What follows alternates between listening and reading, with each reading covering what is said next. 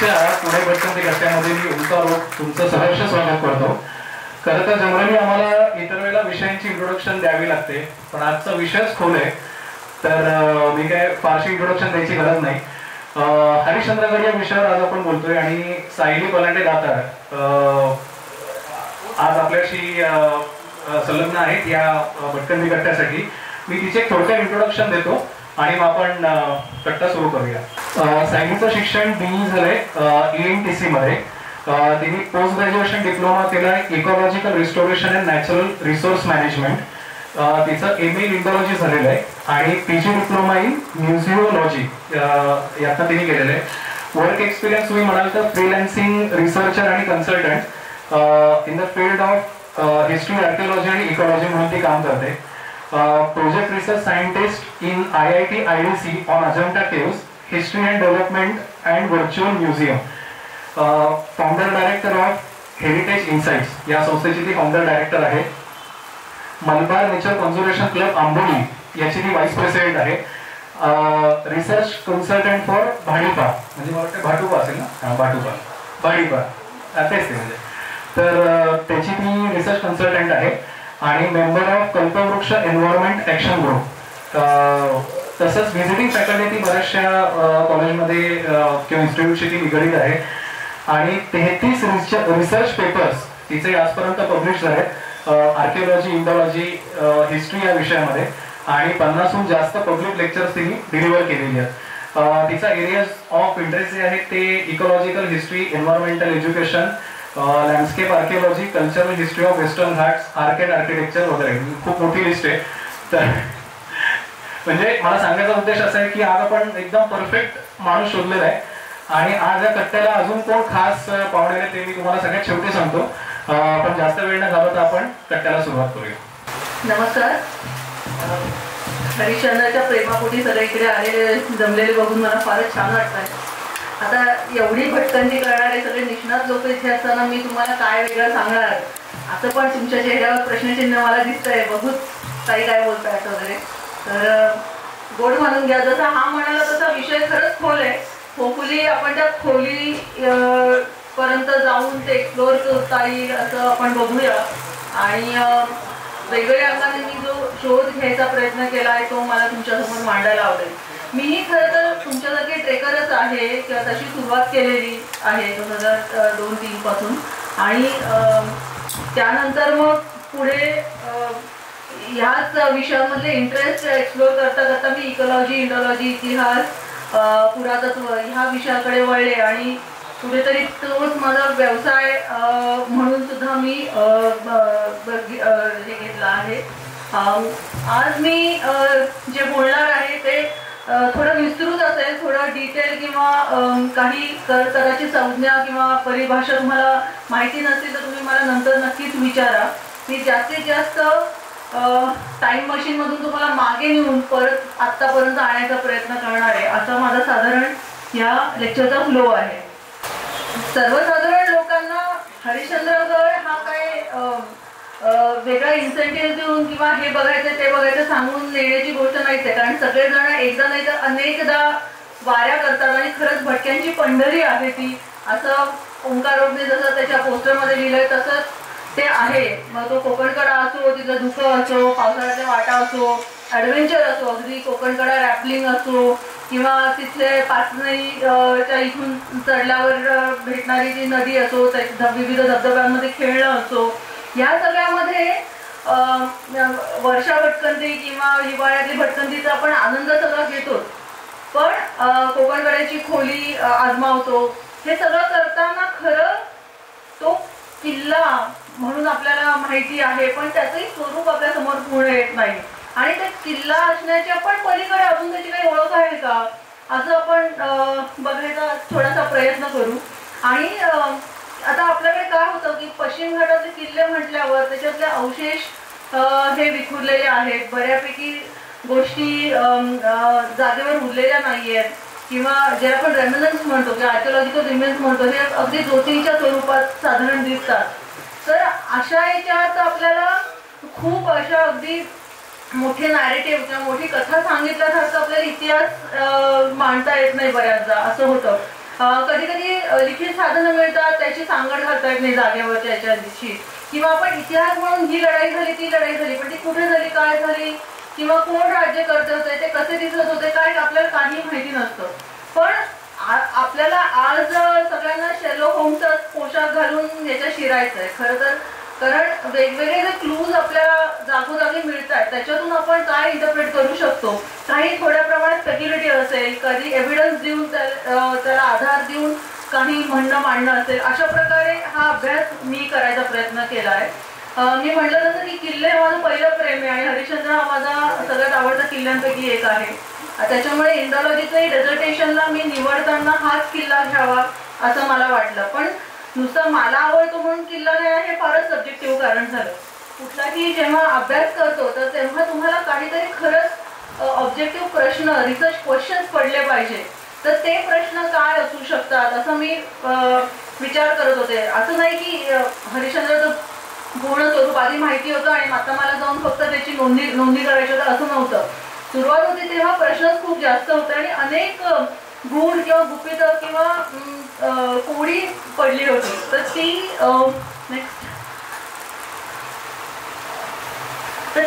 हा मी आता एक फक्त एक्झाम्पल हे सांगते, डिस्क्लेमर म्हणजे समग्र जरी म्हटलं असतं तरी ह्या 1.5-2 तासाच्या याच्यात समग्र कदाचित बोलता येणार नाही. तर ज्या गोष्टी मी आज बोलणार नाहीये त्याची मी इथे लिस्ट दिलेली आहे. त्याच्यामध्ये फ्लोरा फॉना, जिओलॉजी, जिओमॉर्फॉलॉजी बद्दल फार काही बोलणार नाहीये, फोक कल्चर बद्दल बोलणार नाहीये आणि लोकल पिलग्रिम रूट्स आणि गावांमधले काही अवशेष आहेत तिकडच्या ते बघणार नाहीये. पुढे तर का हरिश्चंद्र का, तर याच्यामध्ये मी 2003 पासून ह्या भागात जात होते. मला असं लक्षात आलं की किल्ला जरी नाव असलं किंवा गड असं जरी नावात असलं तरी हरिश्चंद्रचं आकर्षण लोकांना वेगळ्या कारणांमुळे, मग ती मंदिरं असो, तिथे शिल्प असो, गुहा असो, गुहेत राहणं असेल किंवा जे काही सौंदर्य आहे त्याचं. आणि मग असंही लक्षात येतं की सुरुवातीला फक्त टोलार खिंडीने गेलेले मी, नंतर मग पाथनळीचा रूट आहे, नळीच्या वाटेचा रूट आहे, पुढे जाऊन अजून काही वेगवेगळ्या वाटा कळल्या. तर एवढे रूट का बरं, कारण खरं तर आपण जेव्हा किल्ला म्हणतो तर साधारण कमीत कमी मार्ग असावे किल्ल्याला, असं शिवाजी महाराजांनी सुद्धा आपल्या आज्ञापत्र आणि राज्यवर कोशात लिहून ठेवलेलं आहे. तर मग एवढा एकतर महाकाय असा डोंगर, म्हणजे थोडा थोडका नाही तर 11 स्क्वेअर किलोमीटर मिनिमम एरिया असलेला आणि काही ठिकाणी तर 6 किलोमीटरची पूर्ण एकापासून दुसरीकडे रेख ओढली तर एवढं अंतर असलेला, एवढा वरचा पठार असलेला असा किल्ला, हा खरंच किल्ला म्हणून कसा आहे का, ते काही वेगळंच आहे असा माझ्या मनात प्रश्न पडत होता. परत असं दिसतं की जेव्हा तुम्ही कागदपत्र बघतात मध्ययुगीन, त्याच्यात तुम्हाला तो एक असा सेकंडरी फोर्ट अशा स्वरूपाचा येतो. तो काही खूप महत्वाचा किल्ला आहे किंवा तिथं भयानक मोठ्या घडामोडी घडल्या असंही फार काही दिसत नाही. रेव्हेन्यू म्हणूनही त्याचं काही फार महत्वाचं हे दिसत नाही आपल्याला. फोर्टिफिकेशन सुद्धा आपल्याला काय 2-3 ठिकाणी दिसतं. म्हणजे एक म्हणजे तुम्ही जुन्नर दरवाजा म्हणून जो म्हणता, राजगडची वाट म्हणून एक जी आहे, जी आपण खिरेश्वरच्या नागेश्वर मंदिराच्या मागून जातो, तर तिथून एक तटबंदीचे काही अवशेष जे फोडलेले आहेत. आणि त्याचबरोबर तुम्ही मागून जेव्हा नळीची वाट किंवा सादळी घाटाच्या तिकडून जरा येतात तर तिकडे काही ठिकाणी तुम्हाला परत तटबंदीचे अवशेष दिसतात. तर मग असं होतं की अरे इथून इथपर्यंत तटबंदी यांनी का 11 किलोमीटर तटबंदी घातली का, काय नक्की केलं लोकांनी, तर काही कळणं फार अवघड होत जातं. या अशा अनेक प्रश्नांना घेऊन मी याचा शोध सुरू केला. आणि मी म्हटलं जसं just like Rome was not built in a day, Harishchandragad was also not built in a day, आणि it was build over centuries. आणि we will try to see की ते कसं आता होत आहे. हे जस्ट मी संशोधन पद्धतीच्यासाठी जी काही साधनं लागतात त्याची इथे सूची केलेली आहे. मी म्हटलं तसं की लिखित साधनं आहेत, समकालीन उत्तरकालीन असतील ती, आणि भौतिक साधनांमध्ये किल्ले परिसरात जे काही अवशेष आहे, पुरातत्वीय अभ्यास आहे, लेणी असतील, मंदिरं असतील, ताम्रपट शिलालेख असतील, नाणी, मूर्तिशास्त्र, या सगळ्या आधारे मी हा अभ्यास करायचा प्रयत्न करते. मी इथे जरा क्षमा मागते की माझं पुढचं प्रेझेंटेशन इंग्लिशमध्ये, पण जास्त फोटोज आहेत तर होपफुली तुम्हाला फार काही त्रासदायक व्हायला नको. तुम्हाला वाटलं की तुम्हाला मराठी शब्द हवा असेल प्रतिरूप तर मी तो सांगेन वेळोवेळी. नेक्स्ट लोकेशन जर आपण बघितलं गेलं तर हरिश्चंद्रगड हा हरिश्चंद्रगड बालाघाट या रांगेच्या सुरुवातीचा बिंदू आहे. आणि आपल्याला माहिती आहे की जरी नॉर्थ साऊथ किंवा उत्तर दक्षिण ही आपली सह्याद्रीची रांग असली तरी अनेक नद्यांच्या वाहण्याने जी खोरी तयार झाली त्याच्याने अनेक सेकंडरी रेंजेस तयार झाल्या. त्याच्यामध्ये ही हरिश्चंद्र बालाघाट ही रेंज आहे. जशी आपली शंभू महादेव रांग आहे त्याच्याप्रमाणे सगळ्यात मोठी रांग ही हरिश्चंद्र पासून सुरू होताना आपल्याला दिसते. आणि त्याच्या या अत्यंत मोक्याच्या ठिकाणावर तुम्हाला 4000 फुटाहून उंच असा हरिश्चंद्रगड दिसतो. मी माझ्या अभ्यासामध्ये फक्त हरिश्चंद्रगडचा माथा न घेता जरा आजूबाजूचा परिसरही समजून घ्यायचा प्रयत्न केला. मी जसं म्हटलं तसं की अनेक रूट्स कुठले कुठले जातात हे मला बघायची इच्छा होती. त्याच्यामुळे मला खालचा भाग घेणं गरजेचं होतं आणि ओव्हरऑल जॉग्राफिकल सेटिंग काय आहे किल्ल्याचं हे बघणं गरजेचं होतं. आपल्याला माहिती आहे की तो पश्चिम भागामध्ये तो एक सरळसोट कडा आहे कोकण कडा नावाचा. आणि पण तरी त्याचबरोबर तुम्ही बघितलं तर घाटावरून एक फार अगदी सुसह्य वाट नाहीये. पाचनईचं जरी असली तरी पाचनईपर्यंत पोहोचणं हा एक अजून अवघड गोष्ट आपल्याला आहे असं दिसतं. तर साधारण हा परिसर मी घ्यायचा प्रयत्न केला. आणि आज असं झालंय की तिथे विविध धरणं आहेत त्याच्यामुळे ती जॉग्राफी बदललेली दिसते. पण मुळात ती काय आहे आणि मुळात मूळचे रस्ते कुठले असतील याचाही थोडा विचार करायचा मी प्रयत्न केला आहे. नेक्स्ट हे जॉग्राफिकल सेटिंग बद्दल थोडंसं आपल्याला माहिती आहे की काळू, पुष्पावती आणि मुळा या 3 नद्यांचे उगम आपल्याला ह्या मोठ्या पर्वतावर दिसतात. आणि 5000 ते 6000 mm रेनफॉल आपल्याला तिथे दरवर्षी दिसतो. तो आता खरं तर वाढत चालला असंही लक्षात येतं आहे. इतिहास बसाल्टा हा आहे आणि अनेक पीक्स मेनली आपलं तारामती आहे, बाले किल्ला आहे आणि इतर रोहिदास वगैरे सारखी अनेक शिखरांनी बनलेलं हे एक असं पर्वत समूह असल्यासारखा किल्ला असा पर्वत हरिश्चंद्रगड पर्वत आहे. आणि नेक्स्ट ह्या मी आसपासच्या वाटा जरा इथे लिहिलेल्या आहे की त्याच्या आजूबाजूच्या कुठल्या कुठल्या वाटा दिसतात. हे मेन म्हणायचं कारण काय आहे की नाणेघाट हा जो अत्यंत प्रसिद्ध असा व्यापारी मार्ग आहे हा दक्षिणेला आहे. आणि खरं तर अजून एक माझ्या मनात प्रश्न खूप होता आणि त्याचं अजून उत्तर पुरेसं मिळालेलं नाही. म्हणजे काय नाणेघाट जर तुम्ही चढून आलात कल्याणकडून जुन्नरकडे येताना तर नाणेघाटची उंची आणि जर तुम्ही माळशेजघाट चढून आलात तर माळशेजघाटची उंची याच्यामध्ये लक्षणीय तफावत आहे. साधारण 300 मीटर एवढी. माळशेजघाट खाली आहे आणि इंग्रज शून्य होते कारण इंग्रजांनी ह्या व्यापारी मार्गामध्ये नाणेघाटचा रस्ता करून घाट केला नाहीये रस्त्या डांबरी रोड. त्यांनी माळशेजघाटची निवड केली कारण माळशेजघाट हा कमी आहे. तर मला असं झालं की जॉग्राफिकली हरिश्चंद्रगडवर यायला किंवा त्या जवळ यायला त्या मानाने सोयीस्कर मार्ग आहे नाणेघाटापेक्षाही. तर त्या दृष्टीने ही काही जुन्या चौक्या वगैरे किंवा सातवाहनकालीन काही अवशेष दिसत आहेत का असं माझा काही डोक्यात काही प्रश्न होते. नेक्स्ट हे आपलं पाळंदेंच्या पुस्तकातलं परत विविध वाटा दाखवणारं चित्र. नेक्स्ट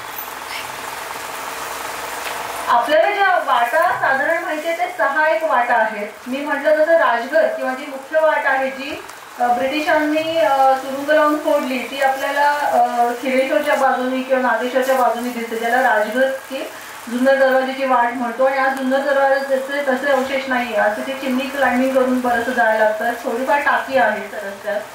नंतर टोलाखिंडची ही एक पॉप्युलर वाट आहे जिथे तुम्ही वेगळ्या डोंगरावर चढून खिंड क्रॉस करून मग तुम्ही 7 एक मोठ्या टेकड्या पार करून आपण मंदिरापर्यंत जातो. पाचनईची वाट आहे जी तुलनेने सोपी आहे आणि अगदी गुरं सुद्धा त्या वाटेने येताना आपल्याला दिसतात. सोंडेची वाट ही एक अजून अवघड वाट आहे जी नागताच्या तिकडच्या बाजूनी आपल्याला दिसते.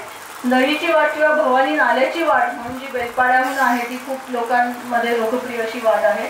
आणि सादरे घाटची वाट जी जरा लांबून अशी येते. पण सादरे घाटच्या वाटेचं एक वैशिष्ट्य असं आहे की ती खूप ग्रॅज्युअली चढते आणि कदाचित त्याच्यावर वॅगन्स किंवा बुलक कार्ट किंवा बैलगाड्या येऊ शकतील अशा प्रकारची ती वाट आहे. तर हे आपल्यासाठी खूप महत्त्वाचं आहे कारण घाटवाटांमध्ये आपण जेव्हा बघतो आणि जेव्हा आपण अगदी पेरिप्लस ऑफ एरिथ्रियन सी हा एक रोमन एका ट्रॅव्हलरने लिहिलेला ग्रंथ आहे, ज्याच्यात तो 2000 वर्षापूर्वीचे भारतातली आणि रोमचे जे काही व्यापार चालायचा समुद्री मार्गाने त्याच्या नोंदी करतो. तर त्या नोंदींमध्ये असं दिसतं की तो सगळ्या विविध पोर्टची नावं घेतो, विविध घाटांची नावं घेतो, प्रतिष्ठान जुन्नर सारख्या गावांची नावं घेतो. तर ते करताना तो सांगतो की कल्याण आणि झोपेऱ्याहून जाणारे जे लोक आहेत ते एका ठिकाणी वॅगन्सचा वापर करायचे आणि त्याच्याने वरती माल न्यायचे. तर हे जर तुम्ही आजच्या सद्यस्थितीतल्या नाणेघाटात बघितलं तर ते शक्य नाहीये. तर असं काही आहे का की ते सागरी घाटाच्या मार्गाने सुद्धा एक वाट आपल्याला वरती येताना दिसते आणि मग ती कुठे जुन्नर किंवा उत्तरेकडे जाते. तर याचा शोध माझा अजून घेणं सुरू आहे. त्याच्या संयुक्तिक एक पुरावा म्हणजे असं मिळालेला आहे, तो म्हणजे सातवाहनकालीन एक नाणं हे हरिश्चंद्रगडवर मिळालेलं आहे. म्हणजे ऐतिहासिक काळातली सगळ्यात जुनी नोंद म्हणून जर आपल्याला आज बघायचं झालं तर सातवाहन काळातलं एक नाणं जे आहे तिथल्या आपल्या सप्त तीर्थामध्ये मिळालेलं सापडलेलं आहे. त्याच्यावरून कदाचित आपण हरिश्चंद्रगडाचा इतिहास हा सातवाहन काळापर्यंत नेऊ शकतो.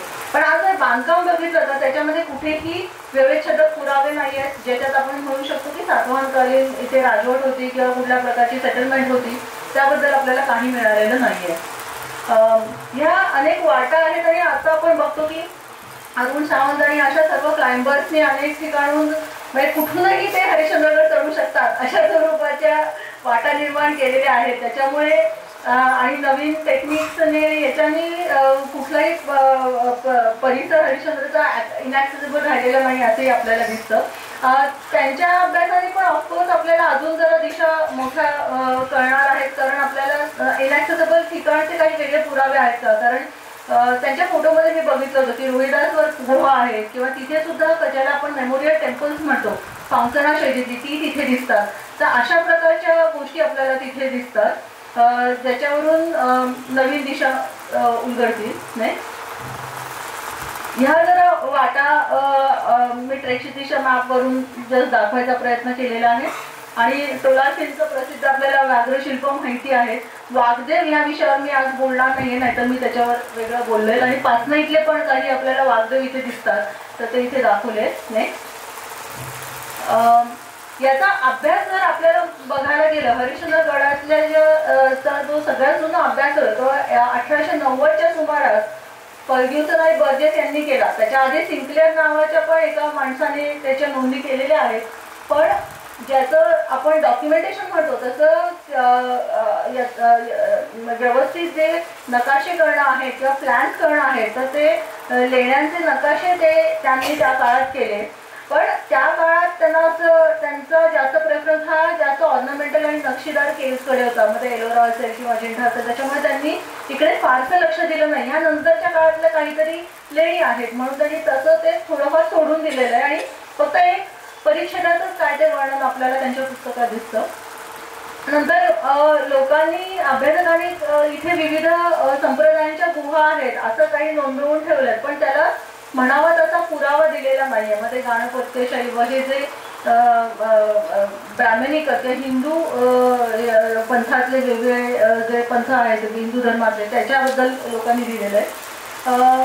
ढेरेंनी त्याचा खूप चांगल्या पद्धतीने अभ्यास केला आहे जो त्यांनी लिखित साधनांद्वारे केला आहे, स्पेशली मॅन्युस्क्रिप्ट्सद्वारे. आणि सिद्धपीठ किंवा एक तांत्रिक क्षेत्र म्हणून ते कसं होतं त्याबद्दल त्यांनी थोडे आपल्याला पुरावे दिलेले आहेत. पण त्याचबरोबर आपल्याला त्याचे भौतिक पुरावे त्यांनी दिलेले नाही तेवढे म्हणावे तेवढे.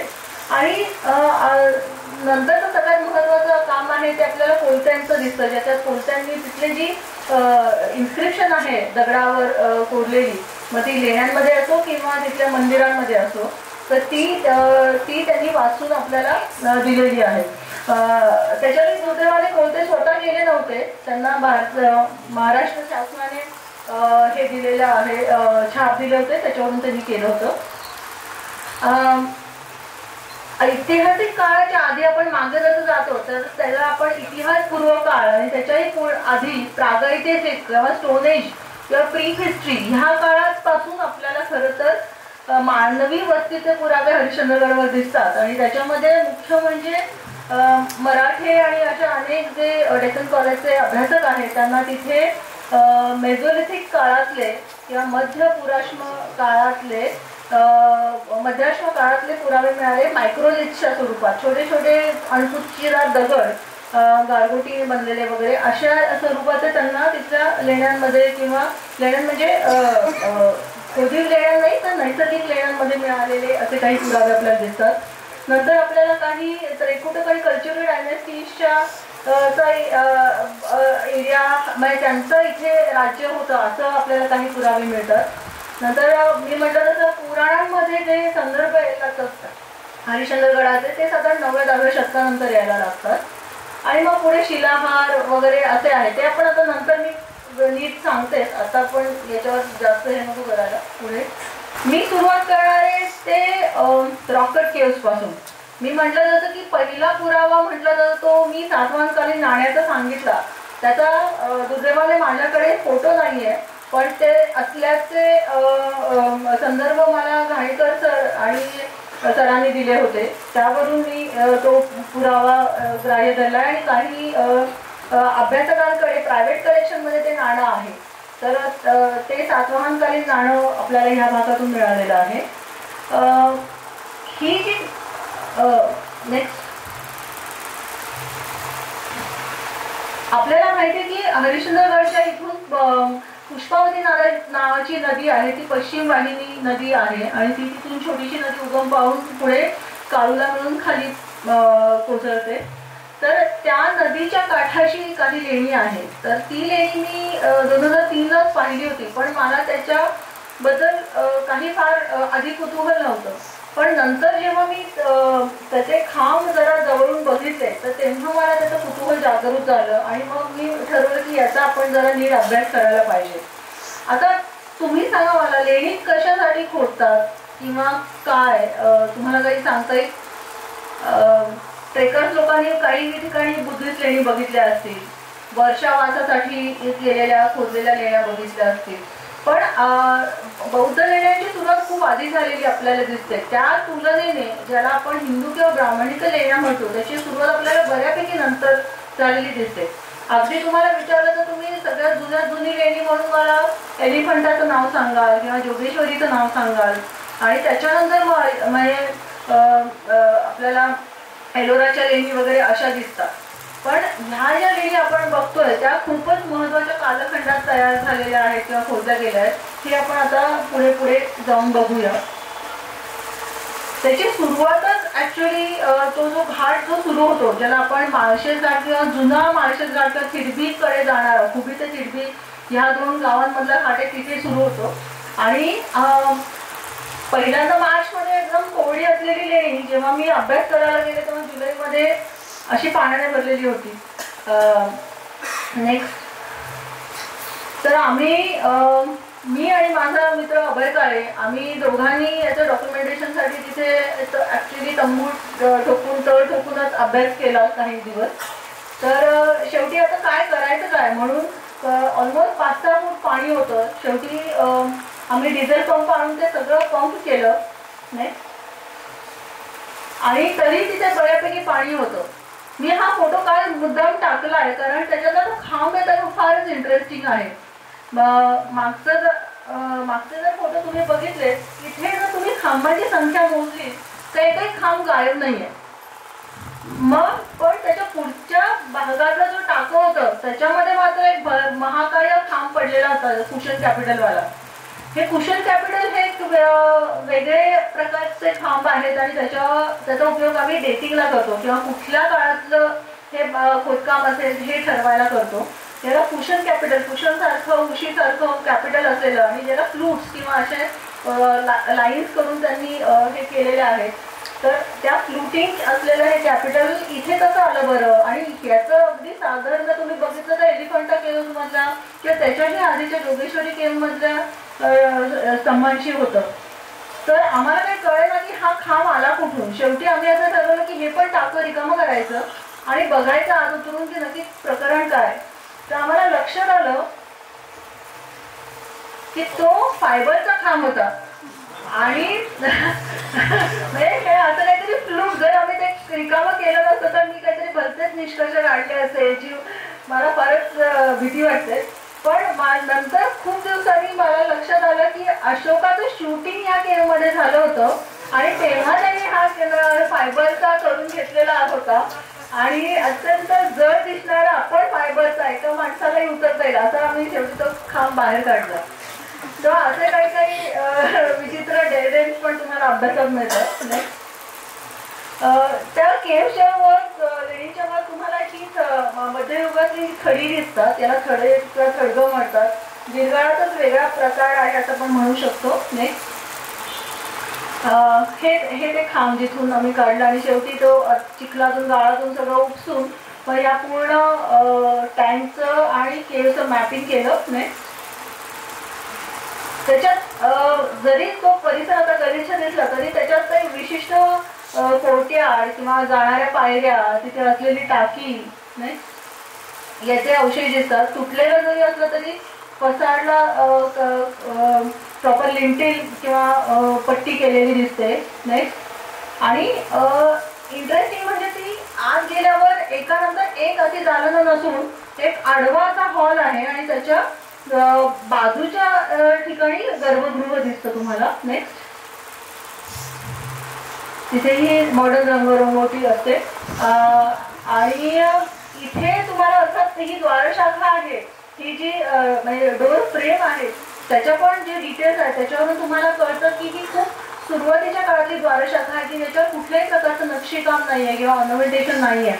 तर तोही आपल्याला काळ ठरवायला एक मदत होते. नेक्स्ट आणि त्याच्यामध्ये आत गेल्यावर तुम्हाला एक खंडित अवस्थेतलं शिवलिंग दिसतं ज्याला आपण मोनोलिथिक किंवा एकाश्म लिंग असं म्हणतो. आणि हे एकाश्म लिंगाच्या आकारावरून किंवा लिंगाच्या आकारावरून सुद्धा काळ निश्चिती होते. तर याच्यात आपल्याला असं दिसतं की फक्त सभामंडप, स्तंभ आणि आत गर्भगृहामध्ये शिवलिंग असलेलं हे बऱ्यापैकी जुनं साधारण 6व्या शतकातलं हे लेणं आहे असं आपल्याला कळतं आणि शैव गुहा आहे हेही आपल्याला कळतं. नेक्स्ट तिथे काही पीठांचे अवशेष पण आहेत ज्याच्यावरूनही जे पीठांचे अवशेष आपल्याला पुढे कळतील की एलिफंटा लेण्यांमध्ये पण आहेत.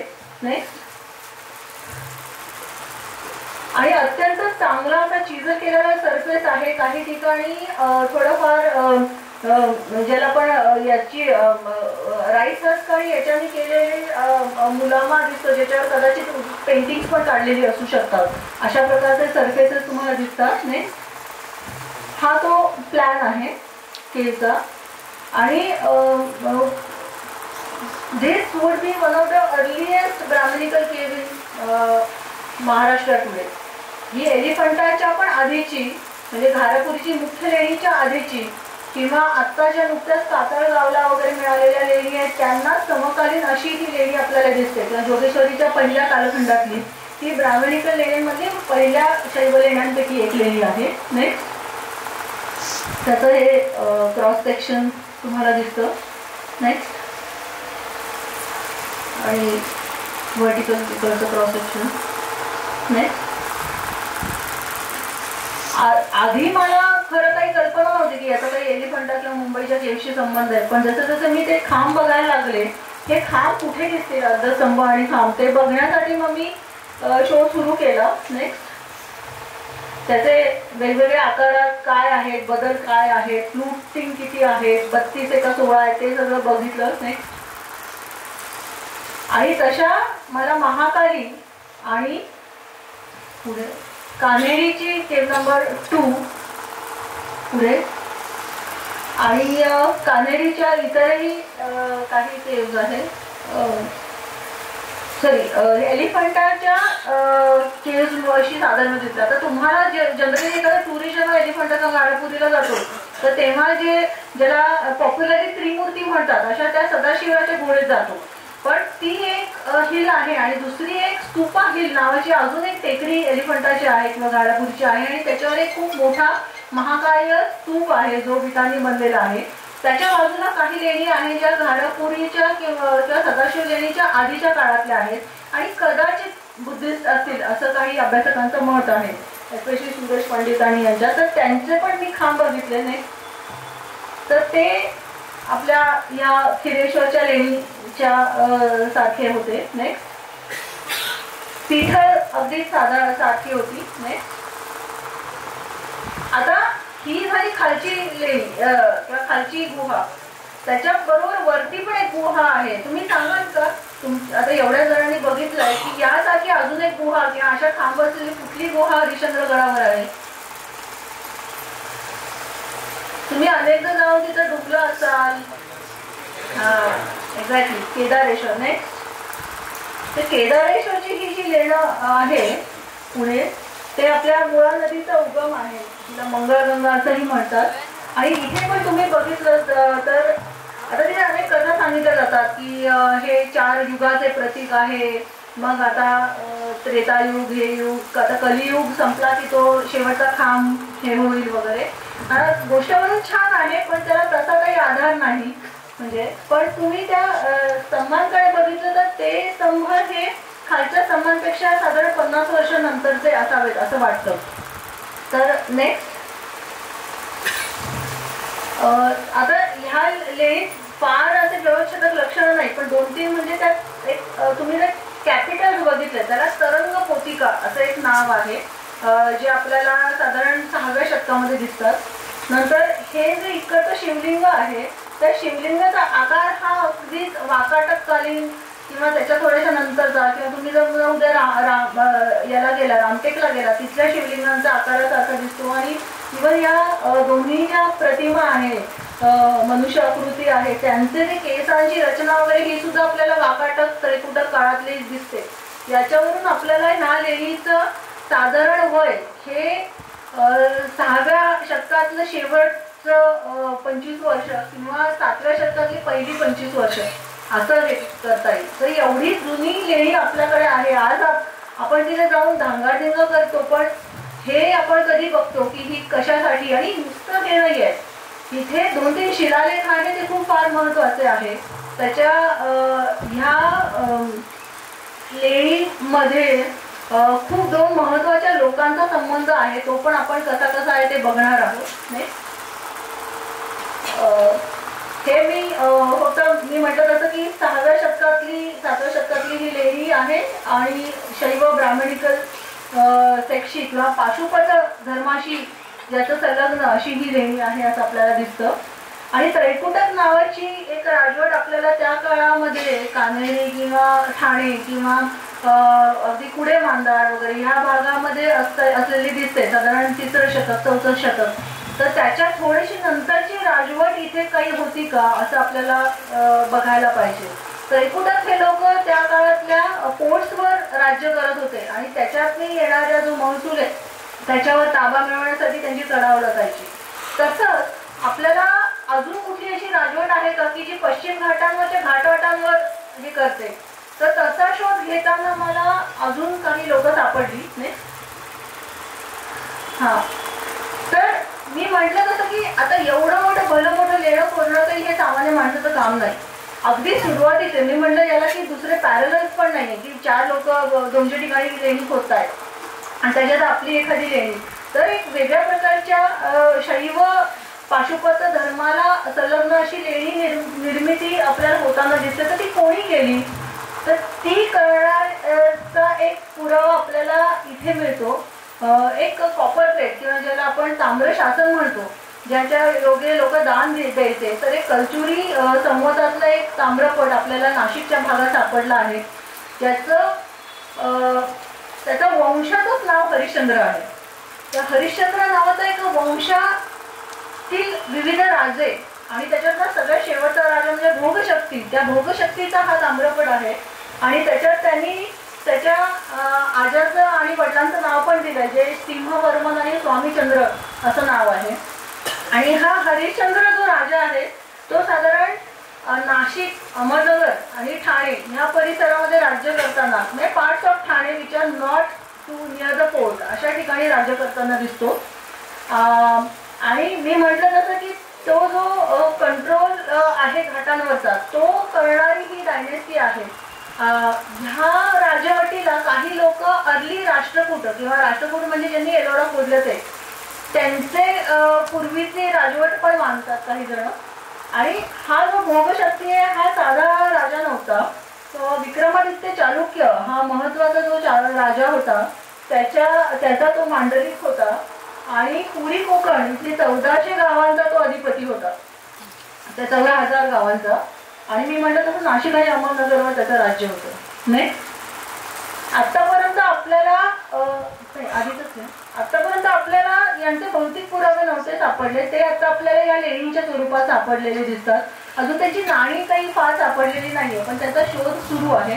आता हे सगळं आपल्याला हरिश्चंद्र नावाचा खरा राजा इथे सापडलाय. पण जसं जसं गोष्टी विस्मृतीत जातात तसं इतिहासाची दंतकथा होते आणि तसे त्याची मिथ होते किंवा मायथॉलॉजी होते. आणि तेच आपल्याला हरिश्चंद्राच्या बाबतीत झालेलं दिसतं.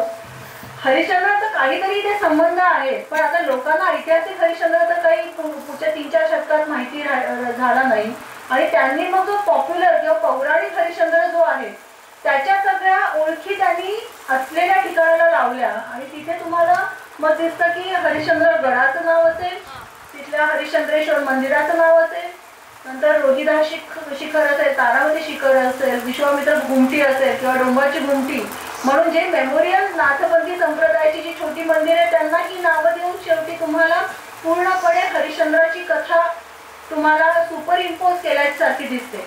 तर आणि ज्याला आम्ही एक्सप्लेनेटरी मिथ म्हणतो की एखादी गोष्ट प्रूव्ह करण्यासाठी मग तुम्ही वेगळ्याच कुठल्या तरी स्ट्रक्चर्सला मायथॉलॉजिकल नावं किंवा त्या स्टोरीमध्ये गुंततात, तशा स्वरूपाची गोष्ट आपल्याला इथे झालेली दिसते. आणि हे काय झालं याची पण आपण कारणं थोडीशी बघणार आहोत नंतर. नेक्स्ट, ज्या इतर लेणी आहेत आपल्या हरिश्चंद्रगडवर जर केदारेश्वर लेणी खालची सोडली तर ज्या इतर लेणी आहेत त्या आपल्याला साधारण 8व्या ते 11व्या शतकात दिसतात. आणि हेही परत मी खांब आणि त्यांचे जे प्लॅन सिस्टीम, त्याचे वॉटर टँक ह्या सगळ्यावरून आपण त्याची कालनिश्चिती करू शकतो. दुर्दैवाने म्हणजे काही जणांचा व्यवसाय आहे याची मला पूर्णपणे कल्पना आहे, पण दुर्दैवाने ही स्टेट नाही तर सेंट्रली नॅशनली प्रोटेक्टेड मॉन्युमेंट आहे. पण आज तिथे आपण चुली लावून, धूर करून, सरपण ठेवून तिथे राहायसाठी आपण आज तिथे वापरतो, कारण आज हरिश्चंद्रगडवर दुसरं काही सोय नाहीये. नशिबाने आता काही लोक टेंट्स लावून किंवा तिथे पाचमईच्या लोकांनी सोय केली, त्याच्यामुळे तिथलं राहणं कदाचित थोडं कमी झालं असेल. पण कधी काही गुरं पण इथे दर पावसाळ्यात मी बघितलेली आहेत. तर ह्या खूप महत्वाच्या लेणी आहेत. जरी त्यांच्यावर नक्षीकाम नसलं तरी ह्या लेण्यांचं महत्व आपल्या प्रत्येक किल्ल्यावर जाणाऱ्या माणसाला कळलं पाहिजे. तर त्या दृष्टीने ही लेणी अजूनही जरा डिटेलमध्ये अभ्यास करायची गरज आहे. आणि माझा असा अंदाज आहे की अजून अशा काही लेणी तिथे अस्तित्वात असू शकतात. तिथे काही टाकी आहेत, काही ज्या आहेत त्या इनकम्प्लीट केव्ह किंवा अनफिनिश्ड म्हणतो तशा प्रकारच्या आहेत. काही पाण्याच्या प्रवाहात केलेल्या आहेत. काही ठिकाणी जिथे खचल्या आहेत तिथे परत स्ट्रक्चरल आणि रॉककट असं दोघांचं कॉम्बिनेशन करून अडवते तयार केलेले दिसतात. अशा प्रकारची रचना आपल्याला वरती कुंजीरगडावर पण दिसते. तर कुंजीरगडावरच्या पण टाक्या आणि यांच्याशी इथल्या लेण्यांचा बऱ्यापैकी संबंध आपल्याला दिसतो. आणि एक खूप महाकाय अशी गणपतीची मूर्ती आपल्याला तिथे दिसते. आज ती बटबटीत रंगाने रंगवलेली आहे, पण तुम्ही जर ती नीट बघितली तर ज्याला मी उच्छिष्ट गणेश किंवा त्याचे प्रायव्हेट पार्ट दिसत आहेत असा गणपती, हा तांत्रिक गणपतीची ही मूर्ती तुम्हाला ह्या ठिकाणी दिसते. याचा नक्की कसा रिच्युअलिस्टिक वापर व्हायचा याच्याबद्दल मला कल्पना नाही, त्याच्यासाठी अजून बरेच ग्रंथ वाचायला लागतील. पण हा पण एक अभ्यासाचा विषय आहे. पुढे हे बर्जेस आणि फर्ग्युसननी केलेले जे लेण्यांचे नकाशे आहेत ते तुम्हाला केव टेम्पल्स डेक्कन मध्ये वगैरे मिळतील. सॉरी दुसऱ्या पुस्तकात मिळतील. केव टेम्पल्स डेक्कन मिळणार. आता हरिश्चंद्राचं अजून एक नाव आपल्याला सापडतं ते म्हणजे हरिवत्स कोट्ट. हरिवत्स कोट्ट हे नाव आपल्याला एका उंडीकवरती ग्रँड आहे राष्ट्रकूट राजा मानपूर घराण्याचा.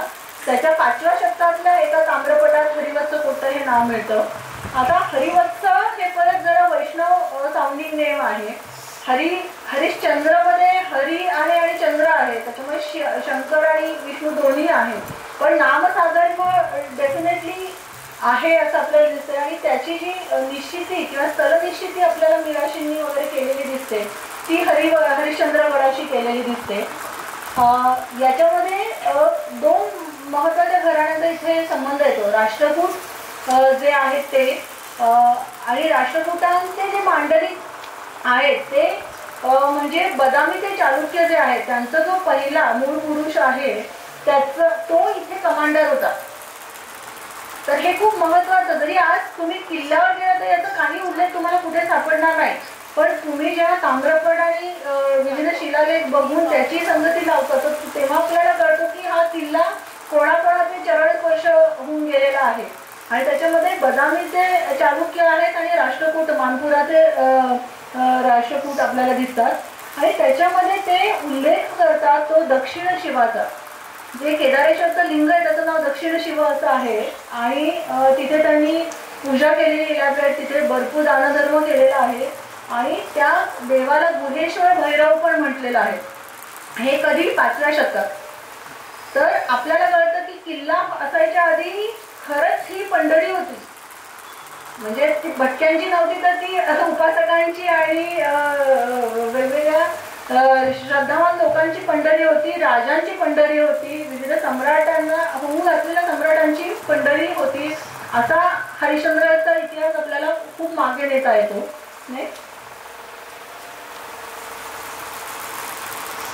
हरिश्चंद्रगडाचं साधारण 8व्या शतकापासून किंवा इव्हन त्याच्याही आधी थोडं स्कंद पुराण म्हणजे साधारण 6व्या-7व्या शतकापासून आपल्याला उल्लेख मिळतो की भारतातले सगळ्यात महत्वाचे जे 10 पर्वत आहे त्याच्यामध्ये हरिश्चंद्रगडचं नाव आहे. आणि म्हणून असं म्हणतात की ह्या सर्व 10 ठिकाणाहून शंकर जो नेहमी डोंगरावर राहतो तो जाऊन काशीला बसला आणि मग तिथे काशी विश्वेश्वर झाला अशी एक संकल्पना मांडली गेलेली आहे. तर त्याच्यामध्ये हरिश्चंद्रगडाचा उल्लेख आपल्याला खूप सुरुवातीला येतो आणि अनेक श्लोकांमध्ये येतो. आज मी तुम्हाला फार कंटाळले म्हणून ते दाखवत नाहीये, पण गुह्य क्षेत्र म्हणजे जसं आज आपण ज्योतिर्लिंग म्हणतो किंवा अष्टविनायक म्हणतो तशा प्रकारे गुह्य क्षेत्रांच्या लिस्टमध्ये परत आपल्याला हरिश्चंद्रगडचं नाव दिसतं. आपल्याला अनेक जे पितरांच्या पूजा असतात ते करण्यासाठी तुम्हाला परत दिसतं. हरिश्चंद्रावर येऊन तुम्ही पूजा करणं अपेक्षित आहे वगैरे अशा स्वरूपाचे उल्लेख दिसतात. शक्तिपीठ आहे आणि त्यांनी असं सांगितलं की चंद्रिका नावाची योगिनी किंवा देवता इथली पीठ आहे. म्हणजे जे आपण 108 शक्तिपीठ म्हणतो त्याच्यातलं हे एक शक्तिपीठ आहे असं आपल्याला दिसतं. हे सगळं आज विस्मृतीत गेलेलं आहे, पण हे ढेरांसारखे अत्यंत प्रतिभावान अभ्यासकांनी हे शोधून काढलेलं आहे जे आज आपल्याला जागेवर जाऊन बघणं आणि ते समजून घेण्याची फार गरज आहे. याचे अनेक उल्लेख आपल्याला इथे मिळतात आणि एकूण याच्यातून आपल्याला दिसतं की सिद्धक्षेत्र आहे, गुह्य क्षेत्र आहे. सिद्धक्षेत्र म्हणजे विविध शैव पंथांचं ते क्षेत्र आहे, शाक्त संप्रदायाचं क्षेत्र आहे, गणपती संप्रदायाचं ते क्षेत्र आहे, पितृ किंवा अँसेस्टर वर्शिपसाठी ते एक महत्वाचं ठिकाण आहे.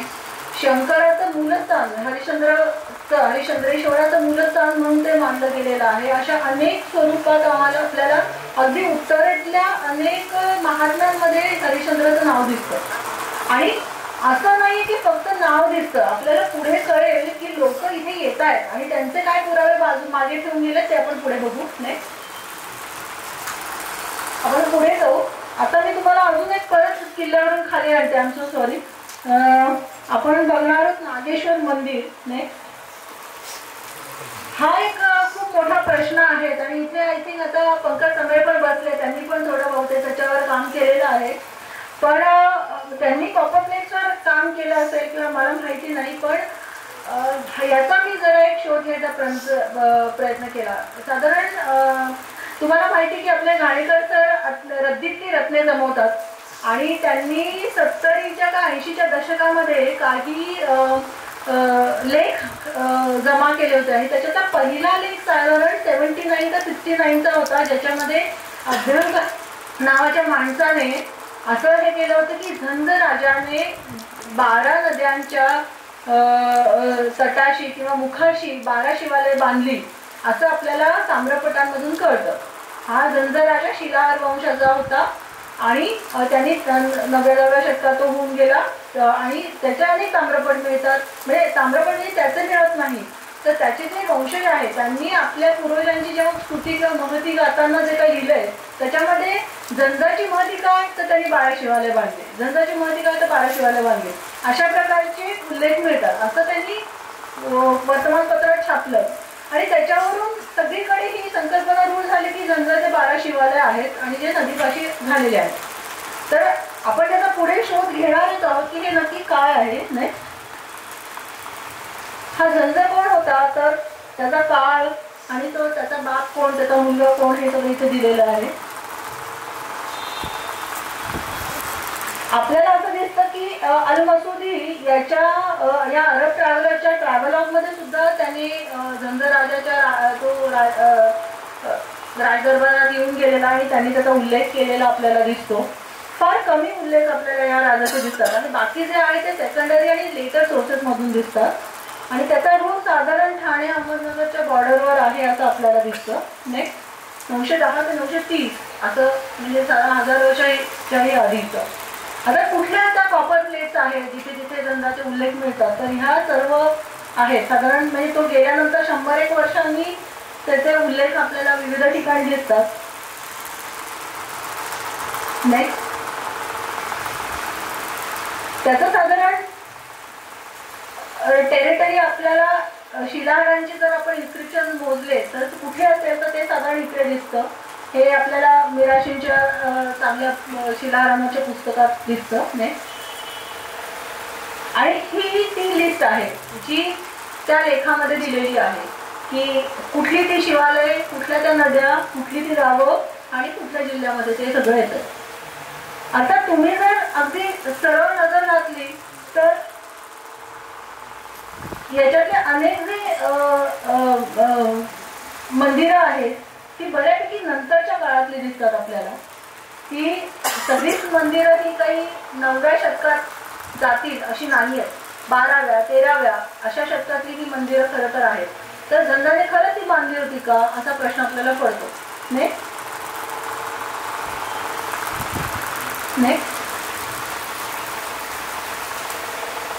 तर मी ऍक्च्युली जरा खोला जायचं म्हटलं की बघूया काय काय होतं. तर आपण तो श्लोक घेतला, तो श्लोकाचा मी परत आपण अर्थ काही काढता येतो का तर मला लक्षात आलं की त्याने एक विशिष्ट शब्द वापरला जो कीर्तन किंवा कीर्तीसाठी किंवा ग्लोरिफिकेशनसाठी कीर्तन मंदिरालाही म्हणतात.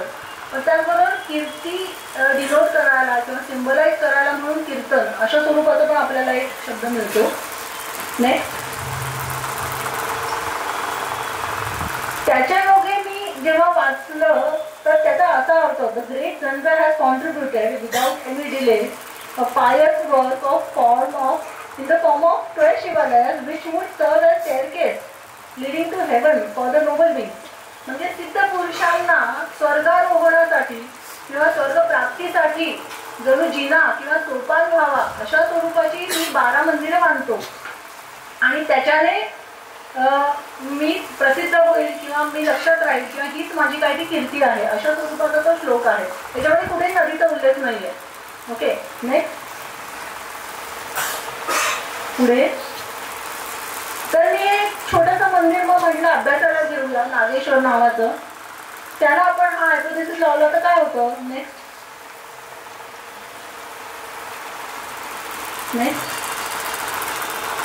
हे ते मंदिर आहे, त्याच्या समोरचा भाग पडलेला आहे, तिथे आता मॉडर्न इमारत झालेली आहे. हे नागेश्वरचं मंदिर. क्षीरेश्वर हे गाव सुद्धा त्याचं खरं नाव क्षीरेश्वर आहे. क्षीर आणि त्याचा शिलालेखही या मंदिरावर आहे. क्षीर म्हणजे क्षीरसागरात डुबणारा कोण विष्णू आणि ईश्वर म्हणजे कोण शिव. तर दोघांचं नावाचं एकत्रित असं ते क्षीरेश्वर असं खरं तर गावाचं नाव आपल्याला दिसतं आणि त्यातलं ते नागेश्वर मंदिर. नेक्स्ट, आता तुम्ही जर बघितलं त्याच्यात ते शिखरांचे प्रकार फार वेगळा आहे. बघा, इतर अनेक शिखरं आपण बघतो, आपण अगदी डोबळमाने हा हेमाडपंथी असं म्हणत असतो. त्याला काय अर्थ नाही. हेमाडपंथीच्या आधीच्या 300 वर्ष झालेल्या मंदिराला पण आपण हेमाडपंथी म्हणतो, त्याला काय अर्थ नाहीये. पण आता हे जे आहे ना शिखर आधीचं म्हणजे तर उचक्या लागत असेल हेमाद्रीला स्वर्गात असं. हे जे शिखर आहे ते खूप वेगळ्या प्रकारचं शिखर तुम्हाला दिसतं. आणि अशा शिखरांची रचना ही कशातून इन्स्पायर झाली आहे तर आपण जे झोपड्या बांधतो कुठल्याही गावाकडे असो, मग अगदी नेपाळपासून केरळपर्यंत त्या विविध शिखरं तुम्हाला दिसतात की असं स्टेप वाईज पॅटर्नमध्ये केल्याने त्याला एक स्ट्रेंथ येते. आणि तशा प्रकारची शिखरं तुम्हाला भारतभरात दिसतात. त्याला पावसळा असं एक तांत्रिक नाव आहे वास्तुशास्त्रीय ग्रंथांमध्ये. पिरामिड सारखी किंवा स्टेप वाईज सारखी तर ती शिखरं तुम्हाला इथे दिसतात. आणि त्याच्यामध्ये इथे दिसतं की अंतराळ म्हणजे आता कसं असतं की साधारण आधी सभामंडप असतो, मध्ये थोडी जागा असते त्याला अंतराळ म्हणतात आणि त्याच्या पुढे गर्भगृह असतं. एक साधारण रचना आहे. तिथे आपण बघितलं की सभामंडप पडलेला आहे. अंतराळावरचं पण शिखर हे पावसाळा आहे पुढे आणि गर्भगृहावरचं पण शिखर हे पावसाळा आहे.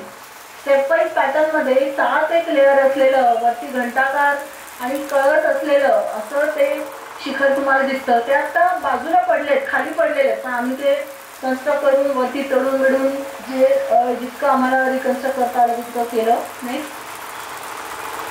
त्याचे हे क्रॉस सेक्शन्स आणि हे सगळे दिसतात तुम्हाला. हे नागर शैलीचं नाहीये. नागर हे असं कोनिकल आणि उंच जाणारं शिखर असतं आणि द्राविडामध्ये तुम्हाला आडवेपणाकडे भर दिसतो. त्याच्यामधलं हे असं पिरामिड सारखं स्क्वेअर सारखं शिखर जास्त दिसतं जे टप्प्याने जातं पुढे. नाही तशी शिखरं आपल्याला सागरेश्वर मंदिरात दिसतात सांगलीजवळ. नाही अशी शिखरं आपल्याला पन्हाळे काजीला पण दिसतात कधी कधी. किंवा हरिश्चंद्रगडच्या वरच्या पण भागाची छोटे छोटे घुमटे आहेत त्यांच्यावरची शिखरं अशीच आहेत.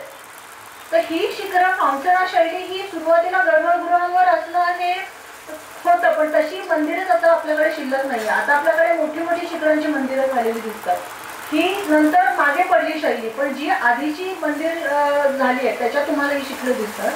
आणि नंतर असं लक्षात आलं की ही अशा प्रकारची शिखरं वास्तुशास्त्रीय ग्रंथात एका विशिष्ट कारणासाठी वापरली आहे. तर ते काय ते आपण नंतर बघूया. स्वर्गारोहण प्रासाद. तर स्वर्गारोहण किंवा मेमोरियल स्ट्रक्चर्स किंवा मेमोरियल श्राईन्स किंवा मेमोरियल समाध्या करण्यासाठी जी शिखरं करायची असतात त्याला तुम्ही पावसाळा शिखर वापरा असं तुम्हाला वास्तुशास्त्रीय सिद्धार्थ पुच्छ सारख्या ग्रंथांमध्ये दिलेलं आहे. आणि त्यांनी ह्या स्वर्गारोहण प्रासाद किंवा फ्युनररी मॉन्युमेंट आहे हे एखादा राजा किंवा मोठा नोबल किंवा संत गेला असेल तर त्याच्या याच्यावर बांधलेलं किंवा त्याच्या स्मरणार्थ बांधलेलं असं ते इथे आहे. आणि ते कसं कसं असावं तर त्याचं शिखर पावसाळा शैलीतलं असावं. त्याच्या आजूबाजूला तुम्ही मूर्ती कशा असाव्यात, त्याच्यात अनेक दिक्पालांचं अंकन असावं वगैरे अशा प्रकारचे त्यांनी हे दिलेले आहेत. आणि अशा प्रकारची स्वर्गारोहण प्रासाद बांधलेली मंदिरं आपल्याला मध्य प्रदेशमध्ये खजुराहोला पण दिसतात.